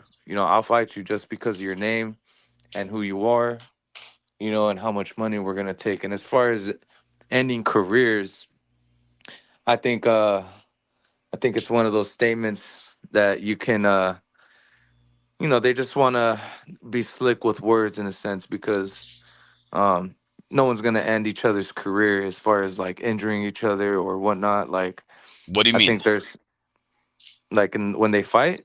Yeah, wait. You don't think Terence Crawford, arguably the best fighter in the world, would it could Mm. potentially destroy the career of Teofimo Lopez, who's two weight classes below him? Nah, because if I was his dad, I would look how bad he looks. I'll just throw in the freaking towel. Like honestly, So you're like I would saying just that what matters is that they'll get the fight, get a good couple of pay-per-view sales in there, and as soon as there's some danger, quit. yeah, yeah, yeah, because you already. I But no think one's they're gonna too end each proud, other's. man. But no one's gonna end each other's career though. Like I think these guys been fighting long enough to know when they're in trouble and when to go down. I think Terrence, Mm, ain't going down. wow. I So think he would. Tio will lay down. And then yeah, I don't think I think it's gonna be a very like hard, like it's gonna take time for Terrence to figure out Tio because Tio got Tio's upgraded his tool belt, right? Mhm. But he got this tool belt. He got oversized. He got an oversized hammer and an oversized fucking fucking screwdriver, and then you know, and he's kind of Oh going God. too hard, and then so like, and then Crawford got these little tiny bits for every single fucking fucking screw to screw in, and every hammer every hammer size on him, and he's ready to go. It's like, I think he's ready, man. I think yeah, it should be a good fight, man. I think Wait, wait, yeah, wait. obviously it's gonna But end. you It's would gonna you pay for this? Because see, I look. Okay, Yeah, I'll pay for it. this is what this is what. Okay, so you okay? He's two weight classes below him. Wait, actually, no. Teofimo Lopez is at 140. Terence Crawford is one weight class over him. Yeah, yeah. So he's one weight class over. And he has actually said that he might actually leverage his super champion status to force the undisputed welterweight king 147 to fight him. So he's again that whole super champion status where you go up into the next weight class or lower weight class to fight that champion there. He says that he would like to implement it. He could actually do it so that it could be a former undisputed versus a former undisputed or a de facto former undisputed to take that. And he says that he doesn't want no part of him. That's what he thinks. But this is seniors words, right? I don't think Crawford wants anything to do with my son. His career is going to be over. That's how he feels. My son destroying him. Crawford thinks he's King Kong. Him losing to my son would be a disgrace. He wouldn't be able to sleep at night. It would be a nightmare. It would be him like coming back from Vietnam, seeing all that that you see in those wars. He'll be waking up in the middle of the night. Tio, where are you, Tio? That's what he thinks Crawford would be like after losing to Teofimo Lopez, because he's saying that it would be like he would be a scared lion walking into the ring. And I don't know, Drew. I think he Yeah, I don't would make think. that move. Now Yeah, let no, me I ask you. think. This is the lucrative, ludicrous question, right? But this is the puncher's chance. This is the sport of the puncher's chance. If anything, everybody has a fighting chance. Again, this is the sport that I've always said, give me a chance, right? So a puncher's chance. Teofimo Lopez does have a puncher's chance. He should have fought for undisputed against Lomachenko. He should have fought for undisputed and Josh Taylor, because nobody stripped Josh Taylor of those belts. So he's a de facto two-time undisputed. Can a de facto two-time undisputed beat a legitimate paper worthy two-time undisputed and Terence Bud Crawford with the puncher's chance just going up one weight class? Do you see Teofimo Lopez winning ever in any combination? So what are the combinations again? Any of them?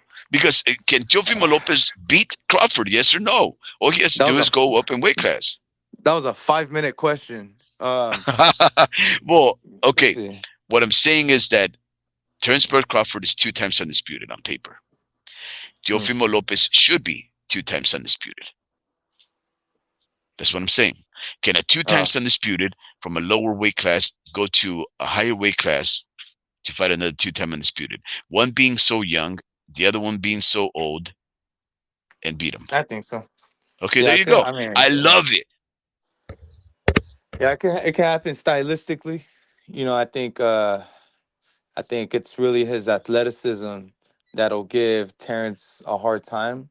Hmm. But I mean, he just got to time him up, bro. Like, he doesn't have a lot of tools in his belt, you know, and he doesn't know how to. He can cut the corner, but I mean, he doesn't. That's not the style he needs for Terrence.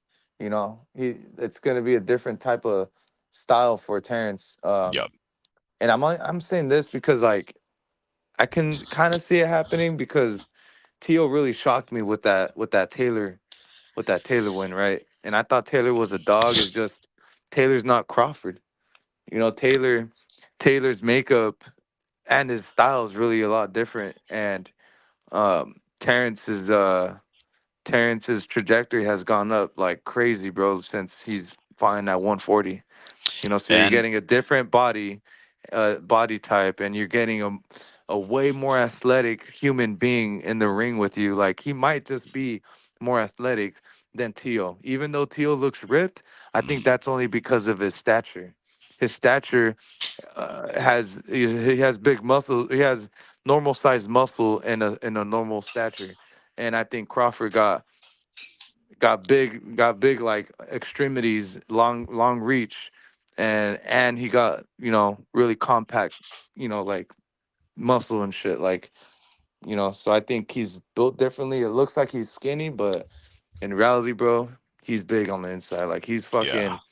he's he's absolutely ripped, bro. Like he's ripped right now, bro. Like he's probably like less than 10 pounds away from 147 right now, bro. Who? Like like Crawford, but I Oh might yeah, be yeah, yeah, yeah. exaggerating. So you no, no, no. He's probably there. He's probably there. He's an ultimate professional. He's not gonna be going crazy eating food and staying out of the gym. So you were very impressed with Teofimo Lopez versus Josh Taylor, and I think the whole world was impressed with Terence Pettit Crawford against Errol Spence Jr. They're only one weight class away, and you do give at least a fighting chance, a puncher's chance to Teofimo Lopez. Now let me ask you a question. Did you give the same odds, the same puncher's chance to Baby Charlo over when he fought Canelo, or who has a better fight, in your opinion? Now, in comparison to before the fight happened with the Canelo, did you give Charlo a puncher's chance against Canelo? And if you had to compare that puncher's chance with Teofimo Lopez on Terence Crawford, who has a better puncher's chance to win? Well, obviously it's Tio, but I think it's because of the how close they are in weight, obviously, and I Ah, think okay. and Smart. obviously like with Canelo, it's different because he's fighting at 175, but he didn't face the strongest puncher at 175. Hmm. He has yet to face him in Beaterby. So you can say, oh, he's faced that 175 power, but not up until he faces Beaterby, if he does. But I'm just Yeah. saying, you got someone who hasn't even fought at 168 yet, had um was reacting to some punches by a 160 pounder in Gurville, as if he was this big thudder, you know, and Hmm. Canelo knocks him out swift, Yeah. and he's at a division higher than him, and he's shorter than him. So yeah, just taking all those things in account, like I knew that was gonna happen. Oh, yeah, Okay. I was talking about Jamal. Fuck, that was Jamal that with No, yeah, Graville. Baby Charlo, Baby Charlo Yeah, against my Canelo. bad. No, Oh, you're that's good. You're even good. I worse. still get Even it. even worse. Even worse because Jamal, if he had his mind right, it would have been a little more justified. Hmm. If his trajectory would have maintained, and obviously wouldn't have gone through that shit, he would have faced Canelo first. Yeah. You know, but Jermel, it just makes it even worse, bro, because he hasn't even bothered to build the muscle to move up. Like you go to the weight, like he has a certain amount of weight that he lifts, that he's been lifting, and he knows how much more weight to up, instead of using 25 dumbbell, he's Hmm. using 30. Like he knows the next step to get stronger, but Yeah. he just hasn't filled in yet. He hasn't even bothered to do so, you know. And I think that's not knowing his obviously what he's gonna fill in as affected him, and it wasn't fair to boxing for him to get that fight. I So would mean, you? So yeah, would you say it's fair to say that, in your opinion, it's a likelier chance that Teofimo Lopez would beat Terence Crawford by going up in weight class? His odds are better than Baby Charlos, who's undisputed, going up two weight classes to beat another undisputed, which is Canelo, which would Teal then would mean, Teal, which would Teal then would lose mean, the fight. Teal would which lose would the then, fight in yeah. the in the press conference. In the press conference, he would lose. He would just lose mentally, physically. You know, you got like he's bigger than him, taller than him, and he's really pound for pound king right now, arguably in boxing that you're facing, and and you already can't like he was doing good with his presentation as far as Tio, you know, like in the media and shit, like he was doing good, and then he slipped up. You know, he'll slip up and he says some weird shit sometimes, you know, in the press conference when the lights are shining on him, you know. So imagine that pressure. Like that was just Jermaine Ortiz that was giving him those they're giving us those vibes, you know. Imagine a Crawford opposite him. Oh man, he's gonna uh, stutter. He's gonna uh, stutter. nah, I And don't then think so. I think he's a cool and operator. he's a cool operator, and then what he says won't make sense. No, no, no. But Oh, he'll yeah. say, So, but yeah, no, I'm you saying know, he's a crazy man, but okay, he might. Yeah, either way, something has to give. Either he's gonna stutter or say some out of pocket shit. You know, so but we're discussing the careers of three undisputed fighters, right? Teofimo Lopez, who should be two-time undisputed. We have a two-time undisputed, Terence Crawford. And then we have a nearly two times undisputed, Canelo. And what you're saying is Teofimo Lopez could beat Terence Crawford easier because it's one weight class difference than than Canelo, than Baby Charlo fighting um, Canelo, who's two weight classes difference, and it was proven obviously, which would then mean Terence Crawford would have a less of a puncher's chance against Canelo, who's three weight classes a difference and heavier than him, and he's also undisputed. Is that a logical chain of thought?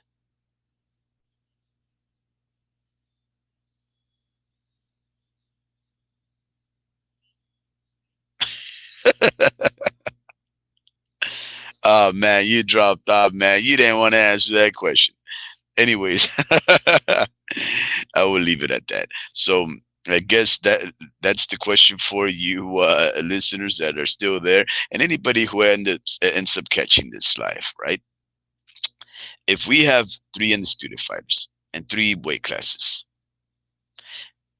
it's easier to give a puncher's chance for a de facto two-time undisputed and Teofimo Lopez going up only one weight class to fight another undisputed Terence Bud Crawford.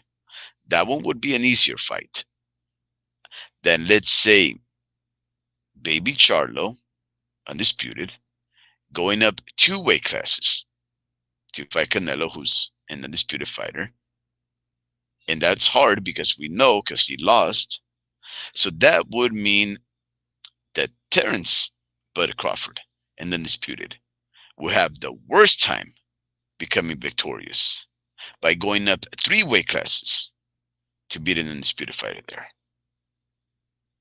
Yeah, I think that's fair. I don't think it's necessarily all weight. I think the weight is a big reason for why a fighter has great odds stacked against them.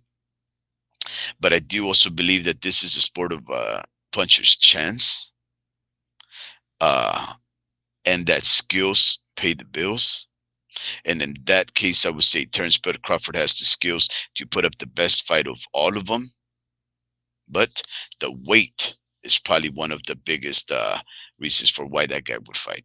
And even if I give a puncher's chance to Terence Bud Crawford over, let's say, bigger fighter in Charlo or in Teofimo Lopez beating him because of the skill set, it doesn't mean I want to pay or watch that fight because I do believe in the corrupt ranking system that states that these fighters should climb up the ranks by fighting men until they get to the point that they deserve and have to take that fight.